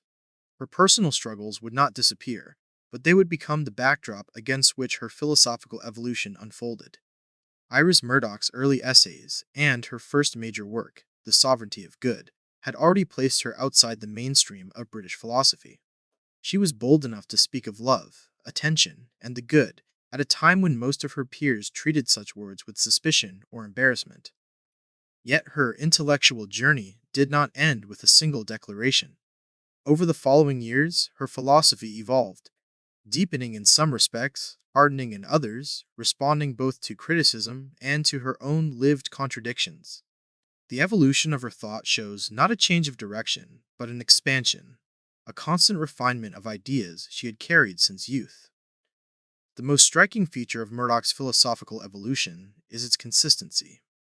She never abandoned her Platonic orientation, her conviction that goodness is real and transcendent, nor did she retreat from her emphasis on attention and unselfing. What changed was the depth and breadth with which she explored these ideas, her growing ability to weave them into broader conversations in ethics, psychology, art, and politics. Rather than shifting positions dramatically, she clarified and enriched them, making her case with increasing force. One element of this evolution was her sustained dialogue with analytic philosophy. Though she criticized its narrowness, she continued to engage it, refusing to be dismissed as literary. She sharpened her arguments to meet its standards of clarity, all while pressing for a broader conception of ethics. In debates about free will, responsibility, and the language of morality, she inserted her distinctive voice, the reminder that behind every technical puzzle lies a human being, struggling with ego and illusion. Her evolution here lay in her ability to hold her ground against criticism, demonstrating that her ideas were not evasions of rigor, but expansions of philosophy's scope. Another dimension of her evolution was her engagement with psychology. Murdoch was fascinated by Freud and the psychoanalytic tradition, though she did not accept it uncritically. She saw in Freud a profound recognition of the unconscious, of the way our vision of the world is shaped by forces beyond conscious choice. This resonated with her own emphasis on illusion and ego. Yet she resisted Freud's reduction of morality to instinctual drives. For Murdoch, the unconscious did not eliminate the possibility of transcendence. It made attention all the more necessary. Her dialogue with Freud allowed her to refine her account of the moral life as both psychological and spiritual, grounded in the realities of human weakness yet oriented toward the good. Her novels played an essential role in this philosophical evolution. With each new work, she tested her ideas in narrative form, exploring the complexities of love, illusion, and moral struggle. Characters embodied her philosophy, sometimes failing, sometimes glimpsing clarity, always dramatizing the difficulty of attention. As she wrote more fiction, her philosophical vision grew richer. She saw more clearly how ego manifests in desire, how illusion takes root in ordinary life, how moments of unselfing can transform. Literature did not distract from her philosophy, it expanded it, forcing her to grapple with human reality in its full messiness. In her later philosophical essays, Murdoch increasingly emphasized the spiritual dimension of morality. She continued to resist theology, yet she spoke of the good in terms that echoed religious devotion. Attention, she suggested, is like prayer, a turning of the self outward, a surrender of ego, a receptivity to what lies beyond. She found in Simone Weil a companion for this vision, someone who spoke of attention as the purest form of prayer. Murdoch's evolution lay in her growing comfort with this language, her willingness to speak openly of moral life as a kind of spiritual discipline, even without God. In this, she carved a unique position, a secular mysticism, a philosophy that preserved transcendence without dogma. Her evolution also responded to cultural changes. The 1970s and 1980s brought shifts in philosophy, with new attention to feminism, politics, and postmodern critiques of truth. Murdoch engaged these developments selectively. She sympathized with feminism's critique of patriarchy, but did not adopt its frameworks wholesale. She remained skeptical of postmodern relativism, insisting that truth and goodness are real, even if elusive. In an age increasingly wary of absolutes, she defended the sovereignty of the good with even greater urgency. Her philosophy thus hardened against the currents of relativism, insisting on seriousness when many were tempted by irony. Personal experience also shaped this evolution. As Murdoch aged, she became more aware of mortality, of the fragility of memory and self. These concerns seeped into both her novels and her philosophy. She wrote with greater urgency about the need to attend, to unself, to love, because time itself was fleeting. Her philosophy evolved toward a greater appreciation of the moment, the small acts of attention, the fleeting glimpses of the good that punctuate ordinary life. She recognized that perfection is impossible, but striving remains meaningful. This recognition gave her later philosophy a tenderness, a humility, an acceptance of imperfection. Murdoch's philosophical evolution can also be traced in her style. Her early essays were cautious, aware of the criticisms she would face. Her later writings grew bolder, more unapologetic in their Platonic seriousness. She spoke of the good not as a tentative idea, but as a reality she had staked her life on. She used literature and ordinary examples, not as illustrations, but as evidence, as the very ground of moral knowledge. Her confidence grew with time, and her philosophy became less about persuasion and more about witness, an attempt to testify to what she had seen. A key development in this evolution was her growing emphasis on the difficulty of morality. In earlier works, she had already highlighted illusion and ego. In her later philosophy, she dwelt even more on the persistence of failure, the near impossibility of perfect attention. Yet she framed this difficulty not as despair, but as realism. Morality, she argued, is not about achieving perfection, but about striving toward the good, knowing we will fail, yet refusing to give up. This emphasis reflected her own life, full of contradictions, but it also resonated with her readers. She made morality accessible by admitting its difficulty. Her influence grew as her philosophy evolved. Students, readers, and other philosophers began to see her as a major voice, not a marginal figure. Her insistence on love and the good began to shape debates in ethics, aesthetics, and theology. Some philosophers continued to resist her, but her ideas seeped into the wider culture. Concepts like attention and unselfing entered moral discourse, even among those who did not fully accept her Platonic framework. The very debates her work provoked showed how deeply she had unsettled the discipline. Looking back, her philosophical evolution reveals both continuity and growth. She remained faithful to her Platonic orientation, her emphasis on attention, her vision of love as unselfing. Yet she deepened these ideas through dialogue with psychology, through the testing ground of novels, through cultural shifts, and through her own aging. Her philosophy did not change direction, but matured, becoming richer, bolder, and more humane. This evolution also shows the integrity of her life's work. Murdoch did not produce a series of disconnected theories. She developed a single vision across decades, refining it, enriching it, testing it against criticism and experience. Her evolution was the unfolding of a vocation, the steady pursuit of a truth she had glimpsed early in life, that morality begins in vision, that attention is love, that the good is sovereign. As Murdoch entered the later decades of her career, her philosophy was both more established and more contested than ever. She had emerged as a distinctive voice, she had published her first major works, she had faced criticism and deepened her thought. The next stage would bring not only further philosophical evolution, but also controversy, as her ideas clashed with prevailing trends and as her personal contradictions became more visible.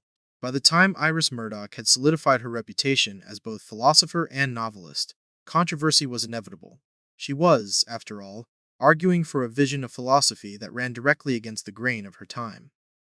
Murdoch did not court controversy in the flamboyant way that some public intellectuals did.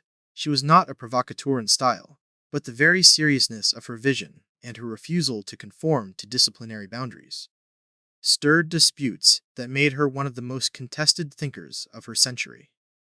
The first major controversy lay in her insistence on metaphysics. In the mid-20th century, British philosophy was allergic to metaphysical claims. The prevailing ethos, shaped by logical positivism and ordinary language philosophy, was that grand assertions about reality beyond experience were meaningless. Morality, it was believed, could be reduced to how we use words like good and right. Murdoch's bold talk of the good as transcendent and sovereign was therefore seen as a step backward. Critics accused her of reviving outdated Platonic mysticism, of introducing religious tones into a secular discipline, of clouding clarity with poetry. To her detractors, her work was less philosophy than metaphysical nostalgia. Murdoch responded not by softening her claims, but by sharpening them. She argued that to avoid metaphysics was itself a metaphysical stance, a refusal to look at the depth of moral life. Human beings, she insisted, live as though goodness were real. We orient ourselves toward ideals beyond our grasp. To deny this reality is to distort philosophy into thinness. Her refusal to abandon metaphysics drew fire, but it also inspired admiration. For younger philosophers and readers weary of sterile analysis, Murdoch's controversy was liberating. She made it possible to speak of truth and goodness without embarrassment. Another source of controversy was her critique of existentialism. Sartre and his followers celebrated freedom as radical choice, portraying human beings as condemned to freedom, responsible for creating their own essence. Murdoch agreed with their seriousness, but rejected their framework. She argued that freedom is not raw choice, but cultivated vision, that we are bound by ego and illusion more than existentialists admitted.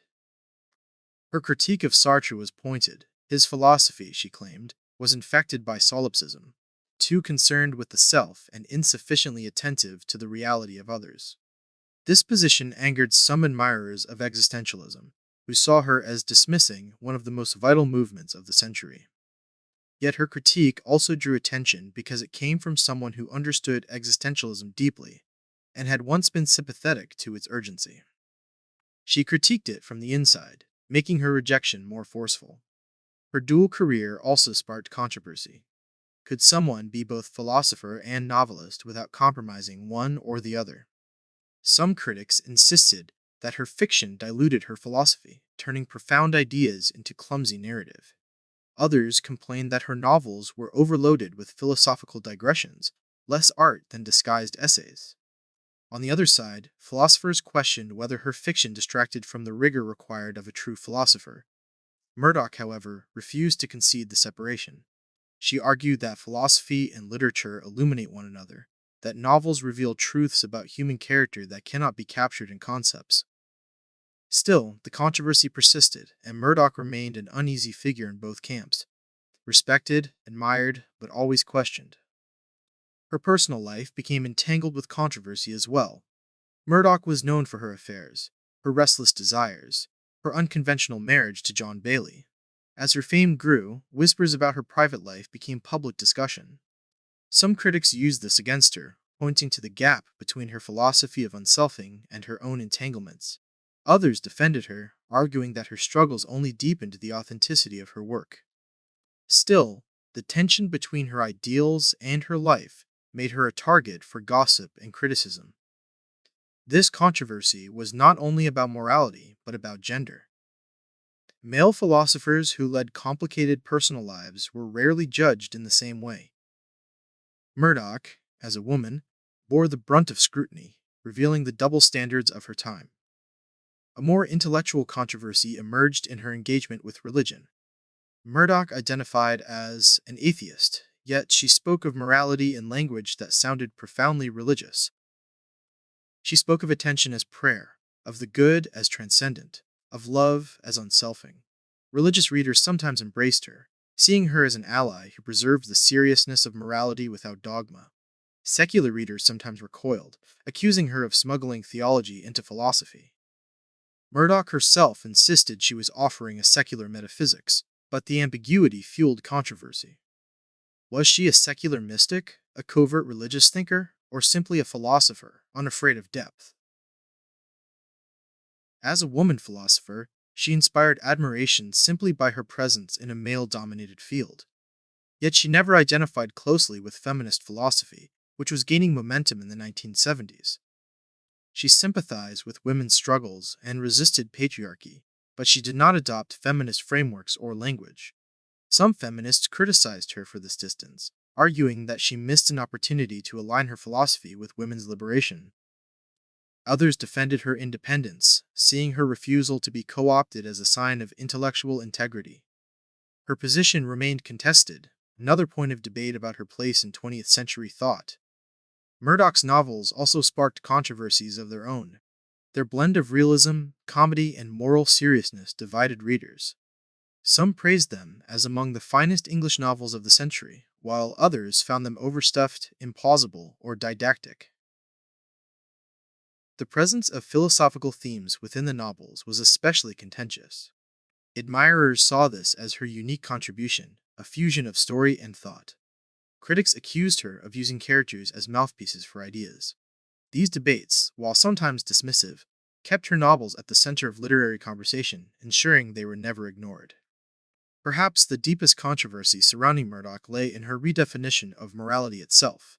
By insisting that morality begins in vision and attention, she challenged centuries of moral philosophy that emphasized rules, duties, or calculations.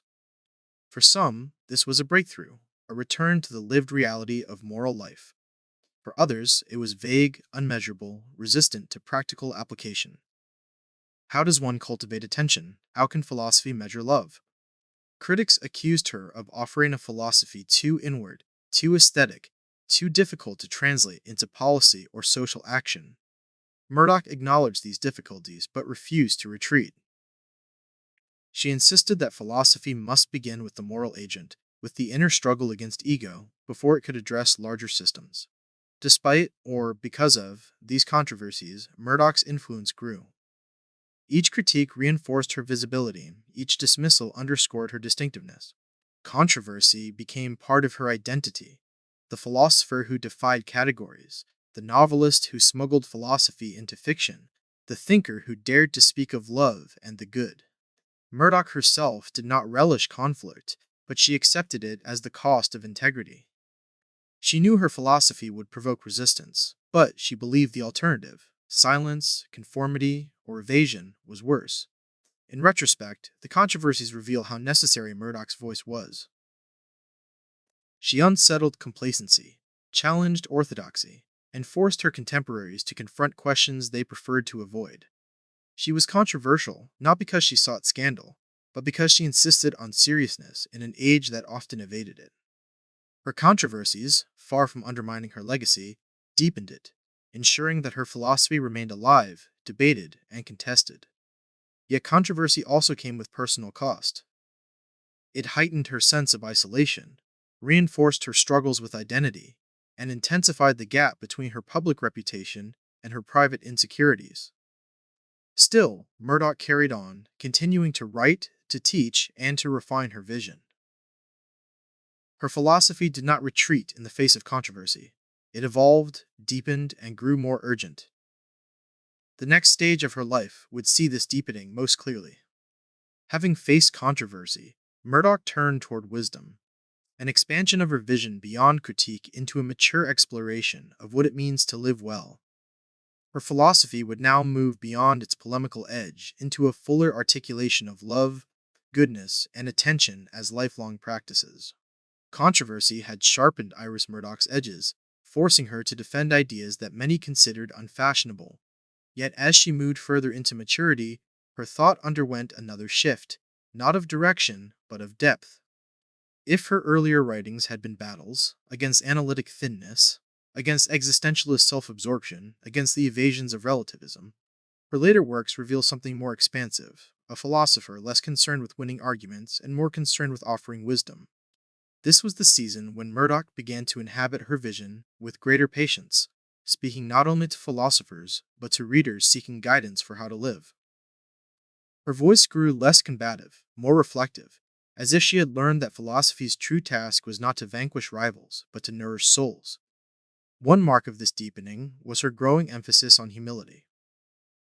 In earlier writings, Murdoch had already spoken of the ego as a prison, of the need to unself in order to see reality. In her later works, she dwelt even more on the stubbornness of ego and the sheer difficulty of moral life. She came to describe morality not as a series of heroic choices, but as a continual, humble effort to attend, again and again, to what lies beyond oneself. She admitted how often we fail, how easily our vision slips back into fantasy, how hard it is to love without projection. Yet rather than despair, she framed this difficulty as the very texture of moral life. To live well is not to achieve purity, but to struggle honestly, to keep returning to attention even after failure. This emphasis gave her philosophy a gentler tone. Where once she had argued fiercely against the narrowness of her peers, now she spoke more as a wise friend, acknowledging human weakness with compassion. She no longer sought to dazzle with originality or shock with provocation. Instead, she offered steady reminders: pay attention, look outward, allow yourself to be humbled by reality. Her wisdom lay in repetition, in the insistence that the moral life is ordinary and ongoing, not spectacular or final. This was the voice of a philosopher who had moved from controversy into counsel. Another sign of deepening wisdom was her integration of age and mortality into her vision.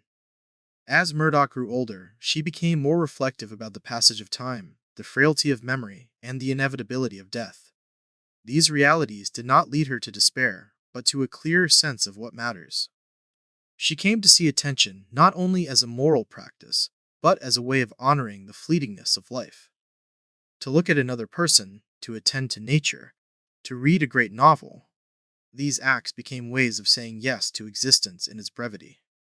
The good was no longer only a distant sun, but also something glimpsed in the fragile moments of everyday life. Her later philosophy carried this tenderness, an awareness that time is short, that illusions are persistent, but that even small acts of attention participate in the reality of the good. Her novels from this period reflect the same deepening. They grew less overtly polemical and more meditative, weaving her themes into characters with greater subtlety. She was less interested in staging philosophical debates within fiction and more concerned with portraying the ordinary struggles of love, betrayal, forgiveness, and attention. Critics noticed a shift. Her characters seemed less like allegorical figures of ideas and more like fully human beings caught in the mess of life. Through them, Murdoch continued to dramatize her philosophy, but now with a gentler hand, trusting the narrative itself to reveal wisdom without explicit instruction. Her engagement with art also acquired a new depth. Murdoch had always argued that art teaches attention, but in her later reflections, she spoke of art with something close to reverence. Great art, she claimed, is a window to the good, an invitation to step outside the self and encounter reality. Looking at a painting, reading a novel, or listening to music became for her not luxuries but spiritual practices. She spoke of the self-forgetfulness that art cultivates, the way it pulls us out of ego and toward a wider reality. In this, her philosophy aligned with her lived practice. She remained an avid reader, a lover of music, a student of visual art, always seeking in these encounters a renewal of attention. Murdoch's wisdom also grew in its universality. In earlier works, she had spoken primarily to philosophers, critiquing technical debates and defending metaphysical seriousness. In her later voice, she reached beyond the academy, offering reflections that resonated with anyone struggling with love, vision, or meaning. Her philosophy began to sound less like argument and more like guidance for living. Readers who might never engage with analytic debates found in her essays and novels a vocabulary for their own struggles, the difficulty of love, the persistence of ego, the longing for transcendence.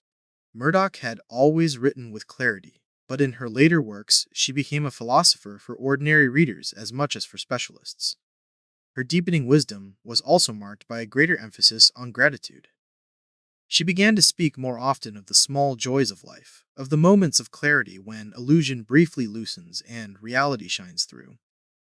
These were not grand revelations, but quiet recognitions: the sight of a bird in flight, the kindness of a friend, the beauty of a painting.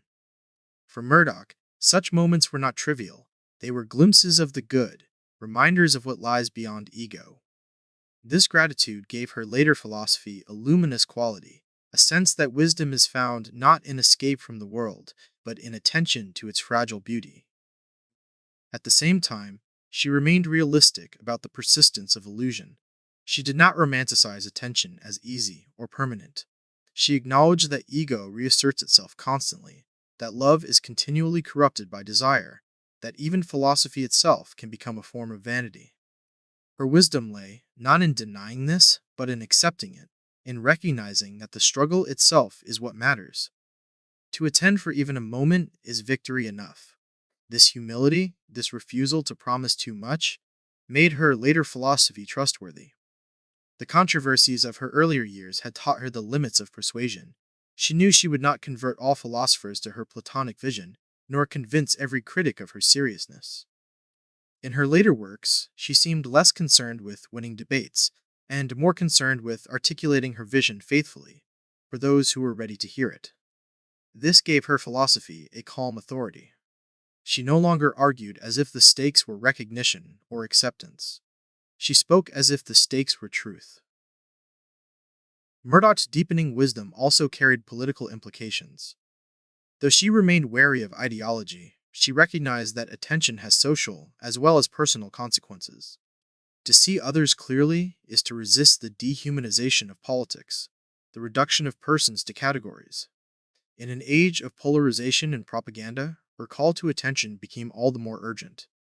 She suggested that the moral renewal of society begins not in systems or policies, but in the individual's capacity to see others as real. This did not mean withdrawing from politics, it meant grounding political life in moral vision. Her wisdom was thus both personal and communal, both intimate and civic. Her later essays and lectures reflect this balance of realism and hope. They are filled with reminders of human frailty, yet they also radiate faith in the possibility of goodness. She insisted that even in an age of skepticism, love and attention remain real, that even in the face of death, the good remains sovereign. These were not abstract claims, but words born of a life lived in contradiction, in failure, in striving. Her wisdom came not from purity, but from perseverance. As Murdoch aged, her voice grew quieter but more profound. She did not renounce controversy or abandon her earlier critiques, but she moved beyond them. She became less the philosopher at war with her discipline and more the philosopher offering counsel to anyone who would listen. Her wisdom was not the wisdom of certainty, but of humility, not of victory, but of struggle. She spoke as someone who knew how hard love is, how persistent illusion is, how fragile life is, and yet how luminous the good remains. This deepening wisdom marked the mature phase of her philosophy. By the late 1970s and into the 1980s, Iris Murdoch stood as a writer whose career had already produced a remarkable dual legacy. Philosophical essays that reintroduced the language of love, vision, and the good into moral thought, and novels that dramatized those very ideas through the struggles of flawed and compelling characters. Yet, it was in her later works that both strands of her vocation reached their fullest expression. These years produced novels of great psychological and moral depth, along with philosophical writings that refined her lifelong concerns into a mature vision. If her earlier period was marked by controversy and her middle years by deepening wisdom, her later works reveal a woman at the height of her creative powers, translating decades of reflection into works that remain enduring. Her novels from this period are often regarded as her most ambitious.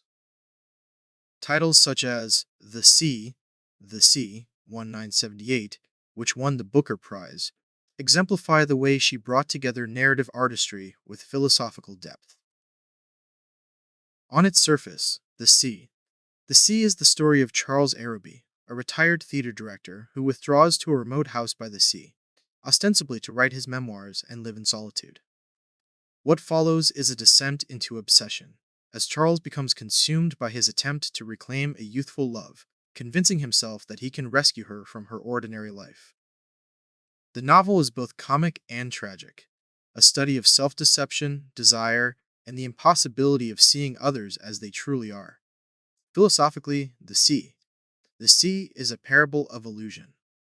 Charles's obsession blinds him to the reality of his former lover, whom he imagines as trapped and needing salvation. He cannot see her as she is because he projects his fantasies onto her. The sea itself functions as a metaphor, vast, changeable, indifferent, resisting his attempts to control it. Through Charles, Murdoch dramatizes her central theme, the difficulty of unselfing, the way ego distorts vision, the moral necessity of attention. The novel's acclaim was not only for its narrative craft, but for its philosophical resonance. Readers sensed that Murdoch had given them more than a story. She had given them a mirror in which to examine their own illusions. Other novels from this period: The Philosopher's Pupil, 1983, The Good Apprentice, 1985, The Book and the Brotherhood, 1987, continued this exploration. Each was expansive, filled with complex characters, interwoven plots, and moral dilemmas. They were not always easy reads. Their density reflected Murdoch's refusal to simplify the moral life, but they carried the weight of her mature vision.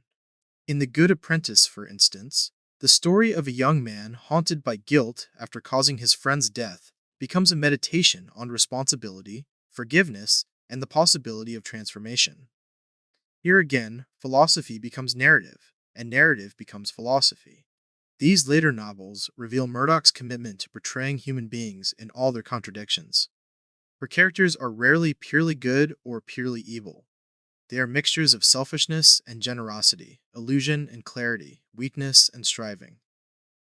This complexity reflects her conviction that morality is not about perfection, but about continual effort, about the fragile glimpses of goodness amidst failure.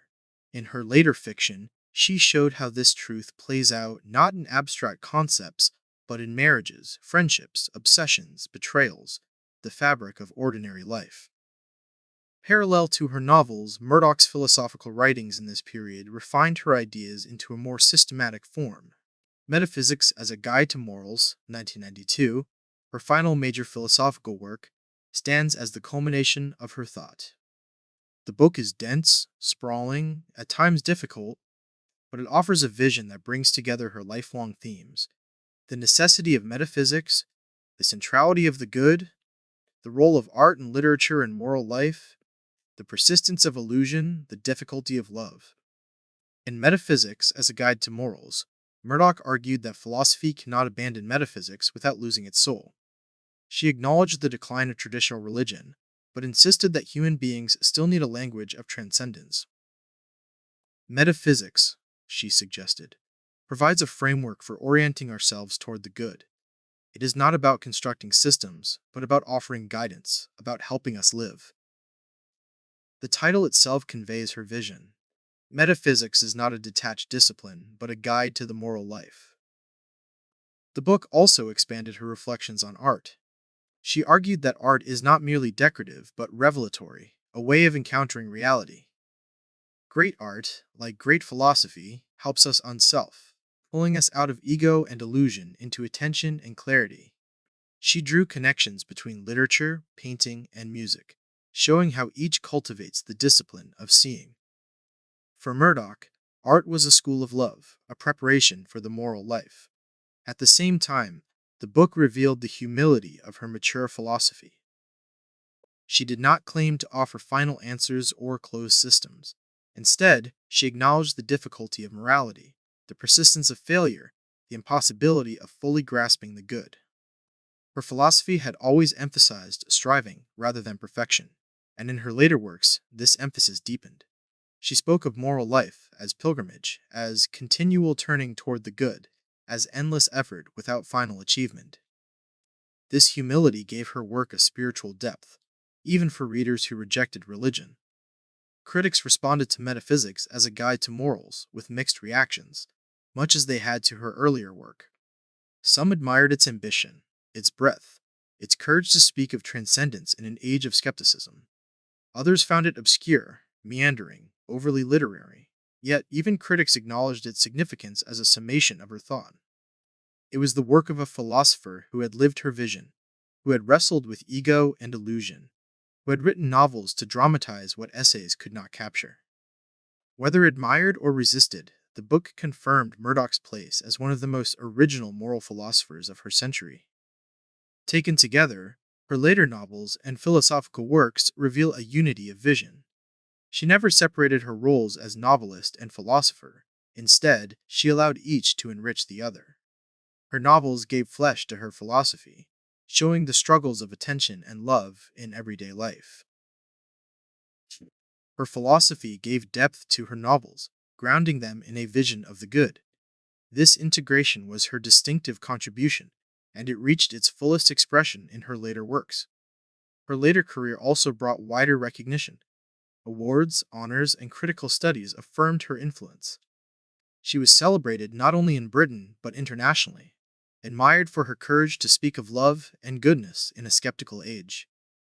Yet she remained modest, wary of fame, more concerned with her work than with recognition. Her humility reflected her philosophy. The good is always beyond us, and the task is always to attend. Looking back, one sees that her later works were not a departure from her earlier thought, but its fulfillment.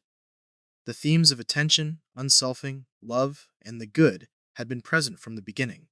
In her later years, she articulated them with greater depth, tested them in more ambitious novels, and wove them into a mature philosophy that acknowledged both the grandeur and the fragility of moral life. These works also prepared the ground for the final stage of her journey. As she aged, personal costs would mount, illness would intrude, and her philosophy would be tested in new ways. Yet her later works stand as her legacy, the fullest expression of her vision, the contributions that continue to shape how we think about love, attention, and the good. By the time Iris Murdoch had reached the apex of her career, she seemed, from the outside, to embody a rare intellectual triumph, a writer who was equally accomplished as philosopher and novelist, whose voice carried across disciplines, whose books were read by general audiences and scholars alike. Yet this dual success was not without heavy costs. The demands of her vocation, the entanglements of her private life, and the gradual intrusion of illness exacted a toll that grew more visible in her later years. To understand Murdoch fully, one must reckon not only with her achievements, but with the price she paid for them, the toll on her relationships, her sense of self, and ultimately, her ability to continue the work that had defined her. The first cost was the sheer burden of dual vocation. To be a philosopher alone is a lifetime's labor, requiring years of study, writing, and teaching. To be a novelist of Murdoch's caliber is no less demanding, involving discipline, imagination, and continual reinvention. Murdoch insisted on doing both, often simultaneously. She would rise early to work on novels and spend afternoons writing philosophical essays or preparing lectures. This relentless pace produced an extraordinary body of work, but it also consumed her energy and left her vulnerable to exhaustion. Friends and colleagues noticed how she seemed perpetually overextended, always moving between projects, never allowing herself the rest that might have sustained her. The cost of her prolific output was, in part, the quiet erosion of her health and peace of mind. The second cost lay in her personal relationships. Murdoch's marriage to John Bailey was both a source of stability and a site of strain. Bailey adored her, devoted himself to her, and accepted her complexities. Yet the reality of her numerous affairs weighed on their marriage. Bailey himself later admitted to feeling both pain and bewilderment at her infidelities, even as he continued to love her. Murdoch's affairs were not casual distractions. They were entanglements that consumed time, energy, and emotion. Each carried its own dramas, its own cycles of passion and disappointment. These relationships, while feeding her novels and sharpening her understanding of love's illusions, also left scars. They strained friendships, caused gossip in intellectual circles, and sometimes ended in bitterness.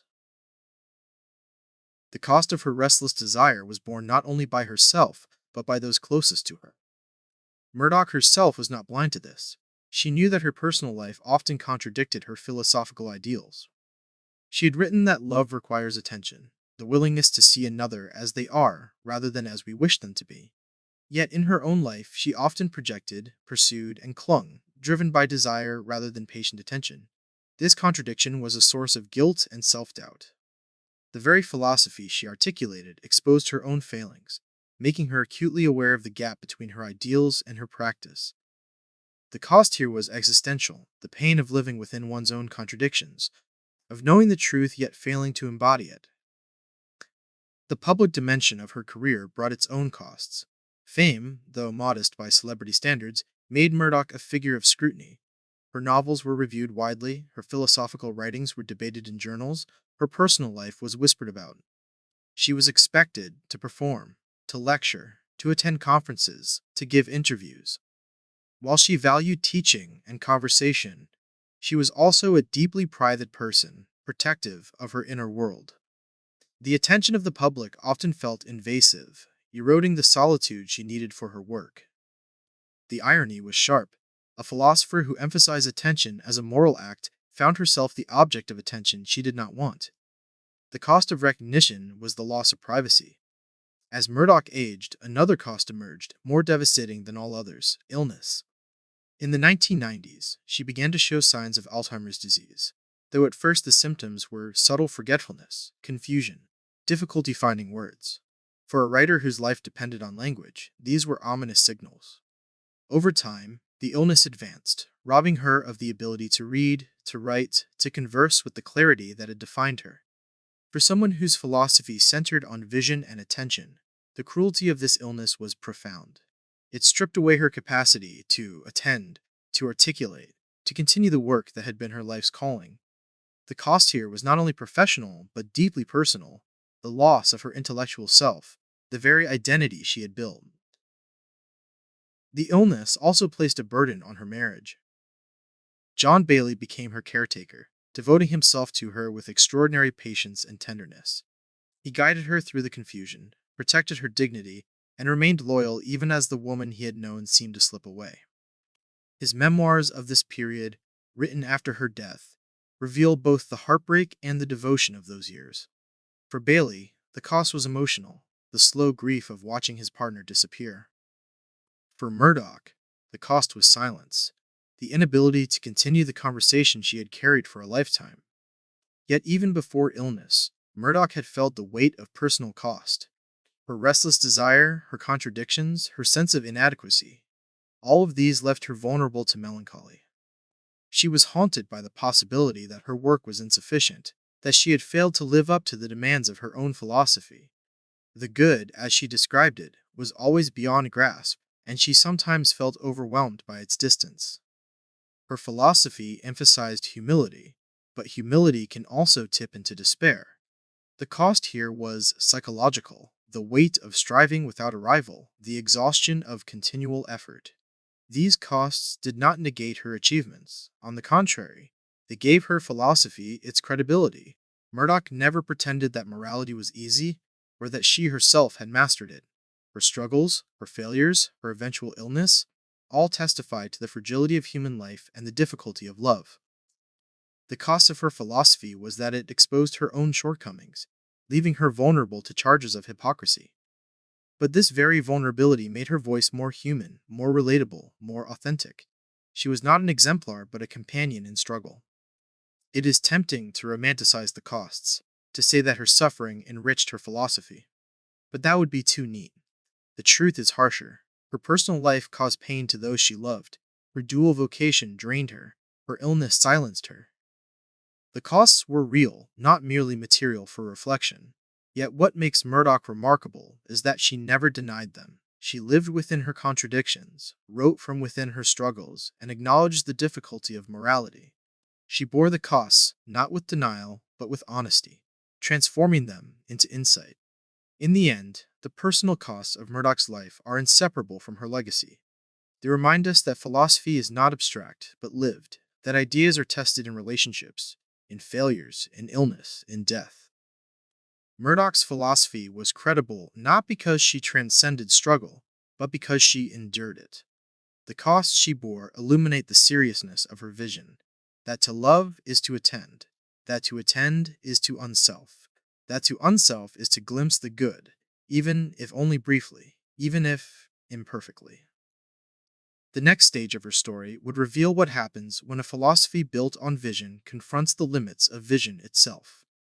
As illness advanced, Murdoch entered her final years, a period marked by loss, but also by the endurance of love, memory, and legacy. By the time Iris Murdoch reached the later decades of her career, the shape of her philosophy had crystallized into something both recognizable and profound. What had begun as scattered insights during her early Oxford years, sharpened by mentors and tested through personal struggle, had by now matured into a coherent vision. This mature philosophy was not a neat system. Murdoch disliked systems, which she felt always simplified the mess of life. But it was a unified orientation, a way of seeing morality that held together across her novels, essays, and teaching. It was at once rigorously philosophical, deeply literary, and quietly spiritual. At the center of Murdoch's mature philosophy stood the claim she had carried since her earliest writings: morality is about vision. But now she articulated this claim with greater depth and nuance, drawing together decades of reflection. She argued that before we act, before we decide, we must first see the world and others clearly. The trouble, she said, is that we rarely do. Human beings live inside cocoons of fantasy and ego, projecting their desires, fears, and needs onto others. We mistake our own inner images for reality. The moral life, therefore, is not primarily about obeying rules or making choices, but about the slow, difficult work of seeing. This vision was not only theoretical, it was also profoundly practical. In her mature thought, Murdoch insisted that every ordinary act of attention matters. To pause and look at another person without projecting onto them, to notice a small detail of beauty in nature, to truly listen in a conversation. These are not trivial moments, but moral acts. They are the building blocks of the good life.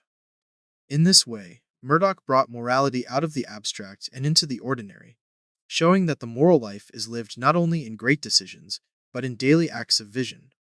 Her mature philosophy also refined her understanding of freedom. In her early years, she had already critiqued Sartre's exaltation of radical choice. Now, with decades of reflection behind her, she expressed even more clearly her conviction that freedom is not the ability to choose arbitrarily, but the ability to see reality truthfully. True freedom, she argued, is the fruit of attention. A person who acts out of fantasy, projection, or ego may appear free, but is in fact imprisoned. Only the person who has patiently learned to see others as they are, who has loosened the grip of ego, is truly free. Freedom is thus not the starting point of morality, but its reward. In her later works, Murdoch deepened her Platonic conviction that the good is transcendent. For her, the good was not simply an ideal or a construct of human imagination. It was a reality beyond us, something that orients our lives, whether we acknowledge it or not. Just as the sun illuminates the world without being grasped, so the good shines through reality, drawing us out of ourselves. Murdoch knew this language was controversial in a secular age, but she refused to abandon it. She insisted that without a transcendent orientation, morality collapses into subjectivity or relativism. The good, though mysterious, is the horizon that gives moral life its seriousness. Yet, she also refined her language to avoid confusion with theology. She did not mean by the good a personal God who intervenes in history. Her good was impersonal, silent, beyond personification. It was not an object of worship, but of orientation, not something we could possess, but something toward which we continually turn. This vision allowed her to preserve the seriousness of morality without requiring religious belief. It was her way of offering secular people a language of transcendence. This subtlety marked the maturity of her thought. She could hold together both seriousness and secularism, both transcendence and humility. A central theme of her mature philosophy was the idea of unselfing. She had spoken of this earlier, but now she placed it even more firmly at the heart of morality. The moral life, she said, is a continual effort to break free from the prison of ego, to look outward, to attend to reality. This unselfing is not about self denial in the ascetic sense, but about self transcendence, the ability to see others without distortion, to let go of our fantasies, to recognize the world as it is. Unselfing is both the method and the goal of moral life, and it is always partial, always incomplete, always difficult. Yet for Murdoch, it was also the only path to goodness. Her philosophy of love also matured. In her earlier works, she had already argued that love is not merely emotion, but the disciplined attention to another person. In her later thought, she expanded this claim, emphasizing that love is both demanding and transformative. To love is to allow another person's reality to break through our illusions, to let them appear in their stubborn particularity, even when it disrupts our desires. Love is not possession but vision, not grasping but releasing. In this sense, love is the highest moral act because it is the fullest form of attention. Murdoch's mature philosophy also deepened her reflections on art. She argued that great art is one of the most powerful means of moral education because it trains us to attend. A great novel forces us to see characters in their complexity, refusing the simplifications of stereotype or fantasy. A painting or piece of music requires us to look or listen with patience, to suspend ego and allow reality to present itself. In this way, art becomes a school of unselfing, a rehearsal for the moral life. This insight connected her philosophy directly with her novels. Her fiction was not merely literature, but a moral practice, an invitation for readers to learn attention. Another strand of her mature thought was her realism about moral difficulty. She did not present morality as a matter of achieving purity or perfection. On the contrary, she emphasized that illusion is persistent, ego is stubborn, and attention is fragile. We fail constantly. Yet she argued that this difficulty is not a reason for despair, but a reason for humility. The moral life is not about victory, but about perseverance, about continuing the struggle to attend even after failure. This realism gave her philosophy its credibility. She was not idealizing morality, but describing it as it is lived, hard, fragile, incomplete, yet meaningful. Her later writings also show a stronger emphasis on mortality. As she aged, she became more reflective about death and the brevity of life. These reflections did not lead her to nihilism, but to a deeper sense of urgency. Because life is short, attention matters all the more. Every act of love, every moment of seeing clearly, becomes precious. The good may be transcendent, but it is glimpsed in fleeting moments within time. This gave her philosophy a bittersweet beauty, the recognition that our striving is fragile, but that fragility itself makes it luminous.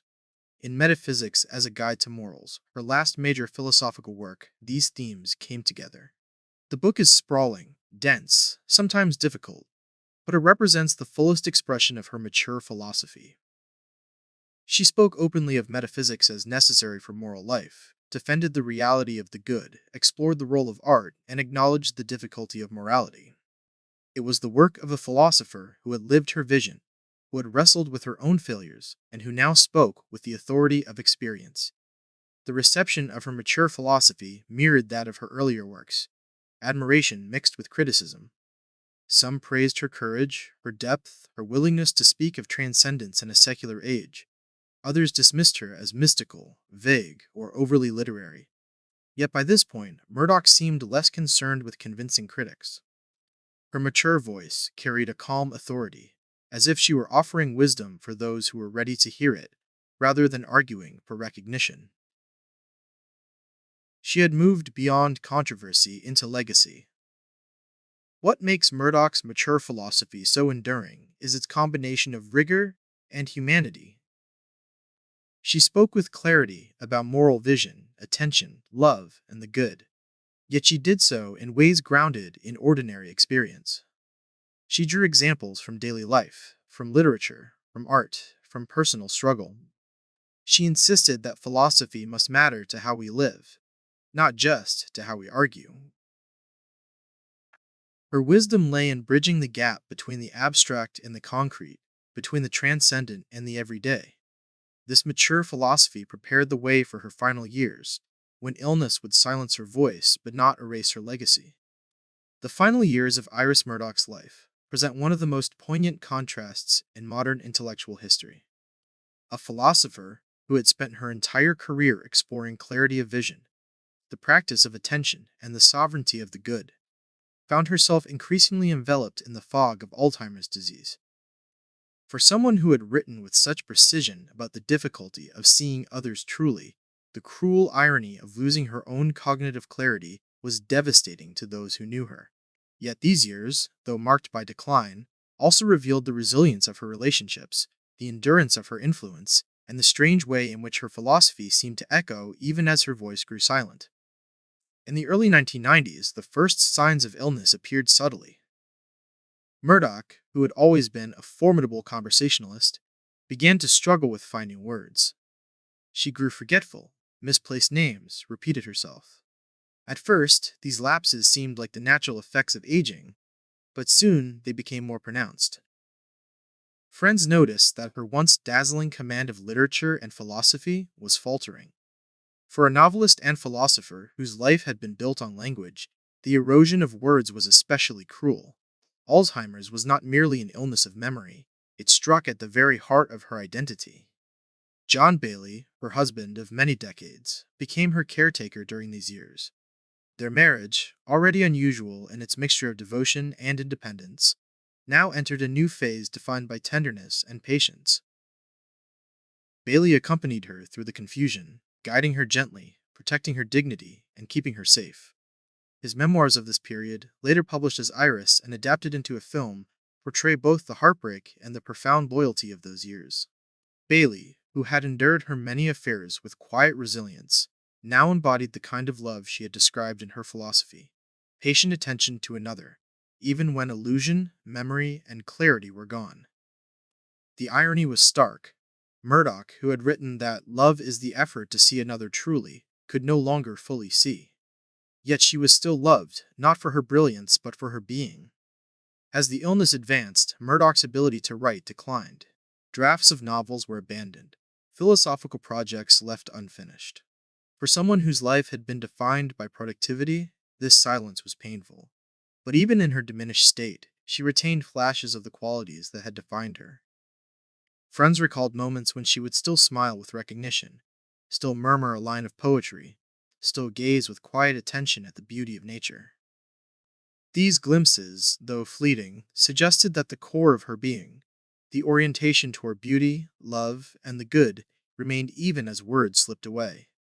The public, meanwhile, began to grapple with the image of Murdoch in decline. Journalists and critics reflected on the tragedy of a great mind lost to dementia. Some were uncomfortable discussing her illness, feeling it diminished her legacy. Others saw in it a profound embodiment of her philosophy that the self, with all its illusions and accomplishments, is fragile, and that love persists even when intellect fades. Bailey's memoir contributed to this public conversation, presenting Murdoch not as an icon, but as a vulnerable human being. For many readers, this vulnerability only deepened their admiration for her. Her illness also raised questions about the relationship between philosophy and life. Could her ideas about attention, unselfing, and the good still matter when she herself could no longer articulate them? Some argued that her decline showed the limits of philosophy, that in the end, illness and mortality strip away all concepts. But others found the opposite lesson, that her life's work was vindicated precisely in its fragility. The persistence of love in her marriage, the ongoing influence of her books, the recognition that the good is always beyond our control, all echoed her philosophy even in her silence.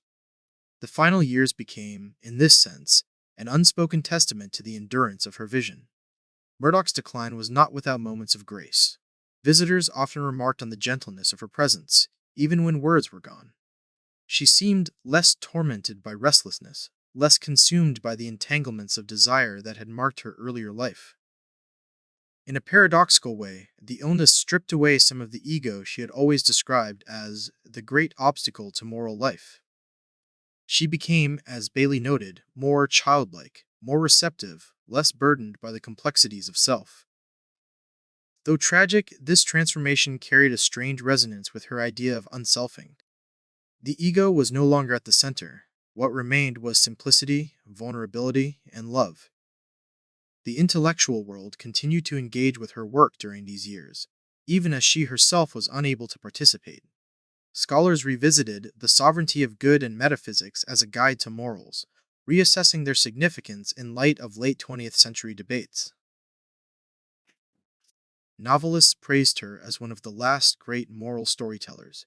Students continued to read her essays, finding in them guidance for lives that felt increasingly fragmented by technology and distraction. In this sense, Murdoch's voice remained alive even as she could no longer speak. The good, as she had always said, is sovereign over our individual fates. Her final years also forced those around her to confront mortality more directly. Murdoch had written often of death as the horizon that gives moral life its seriousness. Now her friends and readers witnessed her own mortality with a mixture of grief and reverence. She died in 1999, at the age of 79, in Oxford, the city that had shaped her intellectual life. Her death was marked by obituaries that emphasized both her brilliance and the tragedy of her decline. Yet many also noted the fittingness of her legacy. A philosopher who spoke of the difficulty of love, who wrestled with illusion, who insisted on the sovereignty of the good, and who lived a life that embodied both the struggle and the beauty of these truths.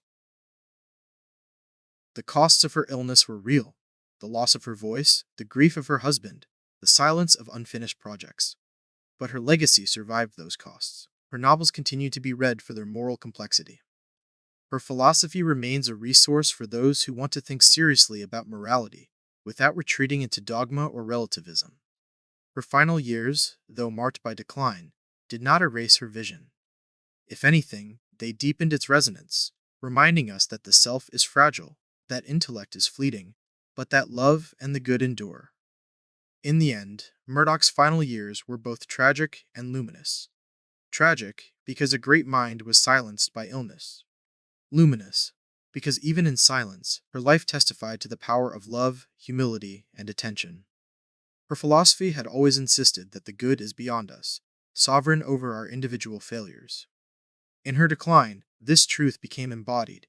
Even as she lost herself, her vision remained alive in the love of those around her, and in the words she had already left behind. Her story did not end with her death. The final years opened the way for reflection on her legacy, on the lasting significance of her philosophy and fiction. What remains is not only the memory of her brilliance, but the enduring challenge of her vision: to live with attention, to love without illusion, to orient ourselves toward the good. Iris Murdoch's death in February 1999 was not sudden, nor was it unexpected. Those who had followed her life knew that Alzheimer's disease had been steadily eroding her once formidable intellect for nearly a decade.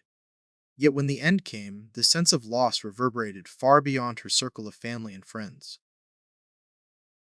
Her passing marked the close of one of the most unusual careers of the 20th century, a life spent bridging philosophy and fiction, a voice that had dared to speak of the good in an age wary of transcendence.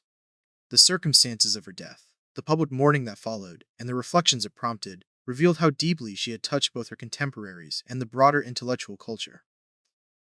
Murdoch died in Oxford, the city that had been her intellectual home for most of her adult life. For decades, she had walked its streets, lectured in its classrooms, ridden in its houses. To die there was symbolically fitting. The city that had shaped her now became the place of her final silence. She was 79 years old, her body weakened not only by age, but by the slow devastation of Alzheimer's.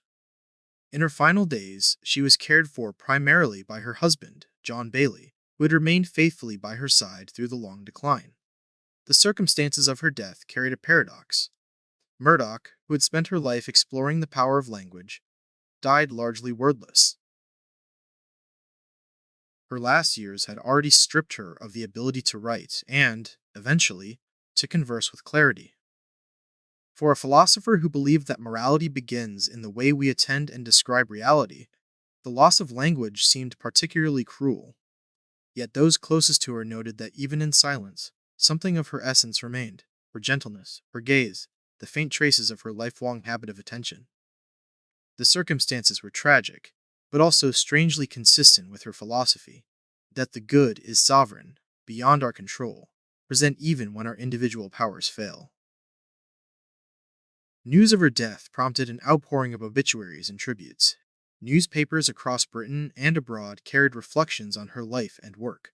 Some emphasized her achievements as a novelist, highlighting the 26 novels that had secured her reputation as one of the leading moral storytellers of her century. Others stressed her philosophical contributions, particularly the sovereignty of good and metaphysics as a guide to morals. Many noted the rarity of her dual achievement. Few in the modern world had managed to be both philosopher and novelist at such a high level. The consensus was clear: a major voice had been lost. Yet the obituaries also grappled with the irony of her final years. Writers spoke of the cruelty of Alzheimer's, of how it had silenced a mind that had once been one of the brightest of her generation.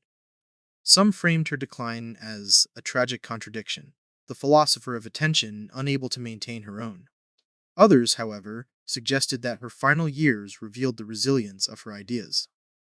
Even as intellect faded, love endured, embodied in Bailey's care, in the loyalty of friends, in the persistence of her words.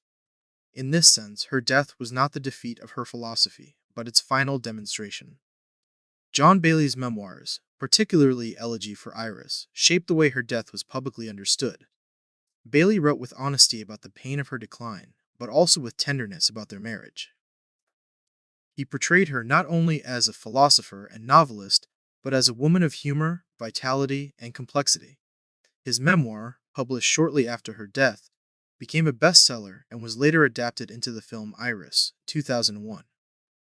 The film, starring Judi Dench as the older Murdoch and Kate Winslet as her younger self, introduced her story to a wider audience, many of whom had not read her novels or essays. Through Bailey's account and the film, Murdoch's death became part of a larger cultural conversation about love, illness, and memory.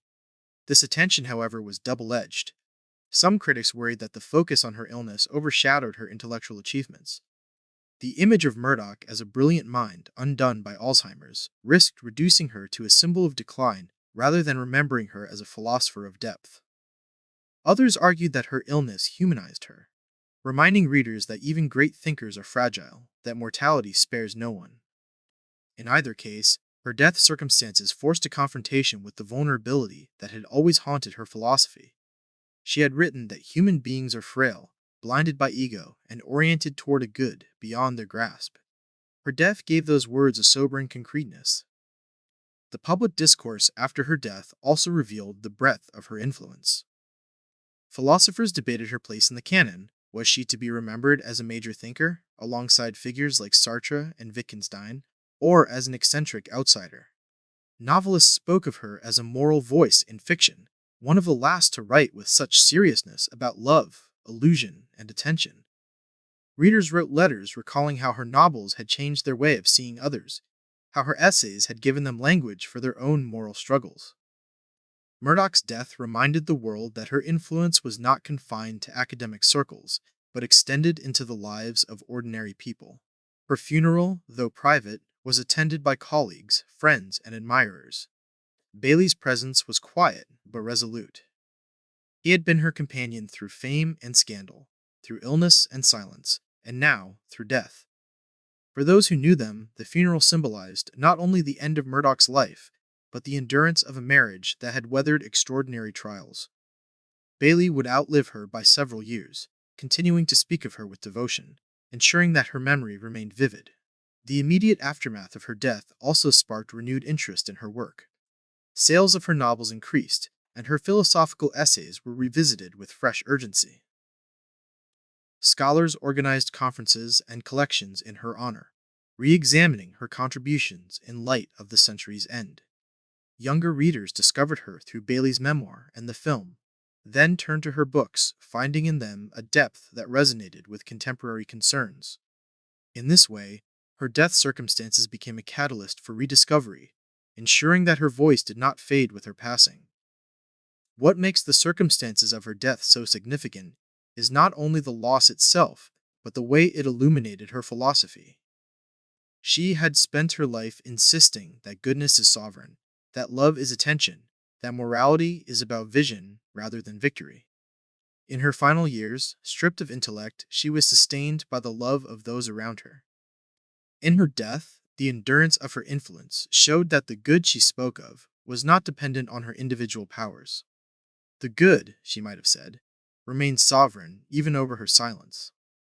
Her death also forced reflection on the relationship between philosophy and mortality. Murdoch had written that death gives moral life its seriousness, reminding us of our fragility and the urgency of attention. Her own death became a case study of this truth. It revealed the limits of intellect, the persistence of love, and the enduring challenge of living with humility. In this sense, her passing was not simply the end of a life, but the final chapter of a philosophy lived in practice. As the century turned, Murdoch's death marked the close of an era. She belonged to the generation shaped by World War II, by existentialism, by the decline of religion, and by the rise of analytic philosophy. She had resisted the thinness of her time, insisting on depth, love, and transcendence. Her death circumstances reminded the world of the costs of that resistance, but also of its necessity. She left behind not only books but a challenge to see others clearly, to love without illusion, to attend to the good even in the face of mortality. When Iris Murdoch died in 1999, it might have seemed to some that her work would soon be consigned to the margins of literary and philosophical history, praised by admirers, footnoted by scholars, but overshadowed by the louder voices of her time. In the decades since her death, Murdoch's reputation has not faded, but deepened, her novels and essays continuing to speak with uncanny relevance to a world still grappling with the very dilemmas she diagnosed.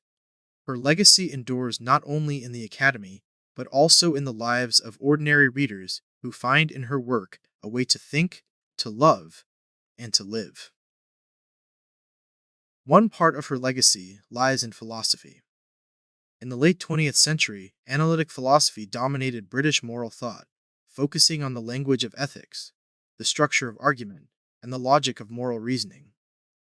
Murdoch challenged this narrowness by reintroducing themes of love, attention, and the good concepts that analytic philosophers had often dismissed as vague or mystical. At first, she was controversial. Now, her language of attention and vision is widely acknowledged as foundational. Philosophers such as Martha Nussbaum, Charles Taylor, and others have drawn upon her work to argue for a richer, more humane conception of ethics. Even those who reject her Platonic metaphysics recognize the force of her critique of moral thinness. In this way, her philosophy has reshaped debates about virtue, freedom, and moral psychology.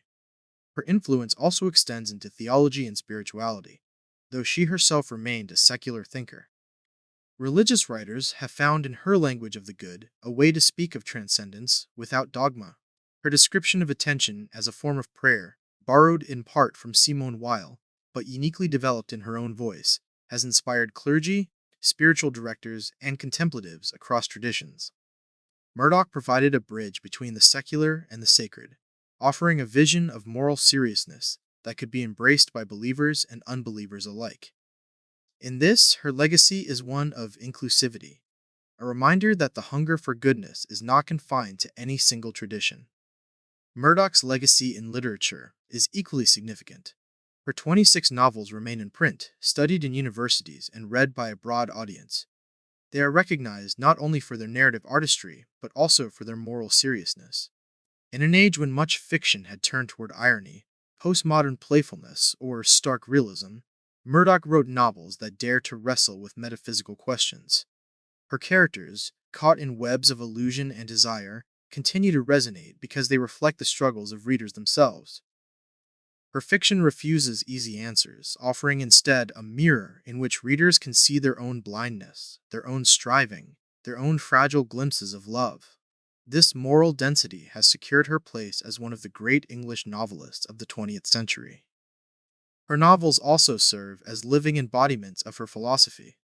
They show, in narrative form, what her essays describe in concepts. Readers who might never open a book of philosophy encounter in her fiction the practice of attention, the difficulty of unselfing, the illusions of love. In this way, her literary legacy amplifies her philosophical one, ensuring that her ideas reach beyond the academy into the wider culture. The ongoing interest in her novels demonstrates that philosophy can live in stories, that literature can be a vehicle of moral transformation. Murdoch's legacy also endures in the cultural imagination, shaped in part by the portrayal of her final years.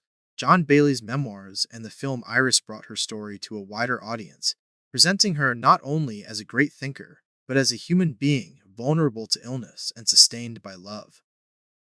While some critics worried that this focus on her decline overshadowed her intellectual achievements, others argued that it humanized her, reminding us that even great philosophers are mortal. The image of Murdoch, once brilliant, later silent, remains etched in public memory, a symbol of both the fragility of intellect and the endurance of love. Perhaps the most important aspect of Murdoch's legacy is the way her ideas speak to contemporary anxieties. In a world increasingly dominated by distraction, where technology fragments attention and social media fuels ego, her insistence that morality begins with attention feels prophetic. She warned that distraction is not neutral, but a moral danger, because it erodes our capacity to see others clearly. Today, her call to attend to, resist illusion, to look beyond the self, resonates with renewed urgency. Readers find in her a guide for living ethically in a culture of noise. Her legacy also speaks to questions of freedom and authenticity. Modern culture often celebrates choice as the highest good, equating freedom with the ability to select among options. Murdoch's reminder that freedom is not arbitrary choice, but the capacity to see truly challenges this assumption. Her vision suggests that authenticity is not about self-expression, but about self-transcendence, about loosening the grip of ego to encounter reality. This countercultural message continues to inspire those who feel trapped by consumerism and shallow definitions of freedom. Murdoch's ideas about love also remain deeply relevant. In an era where relationships are often shaped by projection, fantasy, and desire, her definition of love as the disciplined effort to see another truly offers both challenge and hope. Couples, friends, parents, and children can all find in her philosophy a reminder that love is not possession, but vision, not control, but release. Her vision of love continues to shape discussions in psychology, ethics, and literature, influencing how we understand one of the most basic yet most difficult aspects of human life. Her legacy also lies in her example as a thinker who refused to separate philosophy from literature, intellect from imagination. At a time when disciplines often retreat into silos, Murdoch modeled an integrated vision of thought. She showed that philosophy can be enriched by novels, that literature can carry philosophical weight, that the human search for meaning cannot be confined to one genre. Her refusal to choose between philosopher and novelist remains an inspiration for writers and thinkers who want to live at the intersection of art and intellect. Even the controversies that once surrounded her now form part of her enduring significance. Her critics accused her of mysticism, vagueness, and lack of rigor. But over time, many of these criticisms have softened, replaced by recognition of her originality and courage. What once seemed eccentric now appears prescient.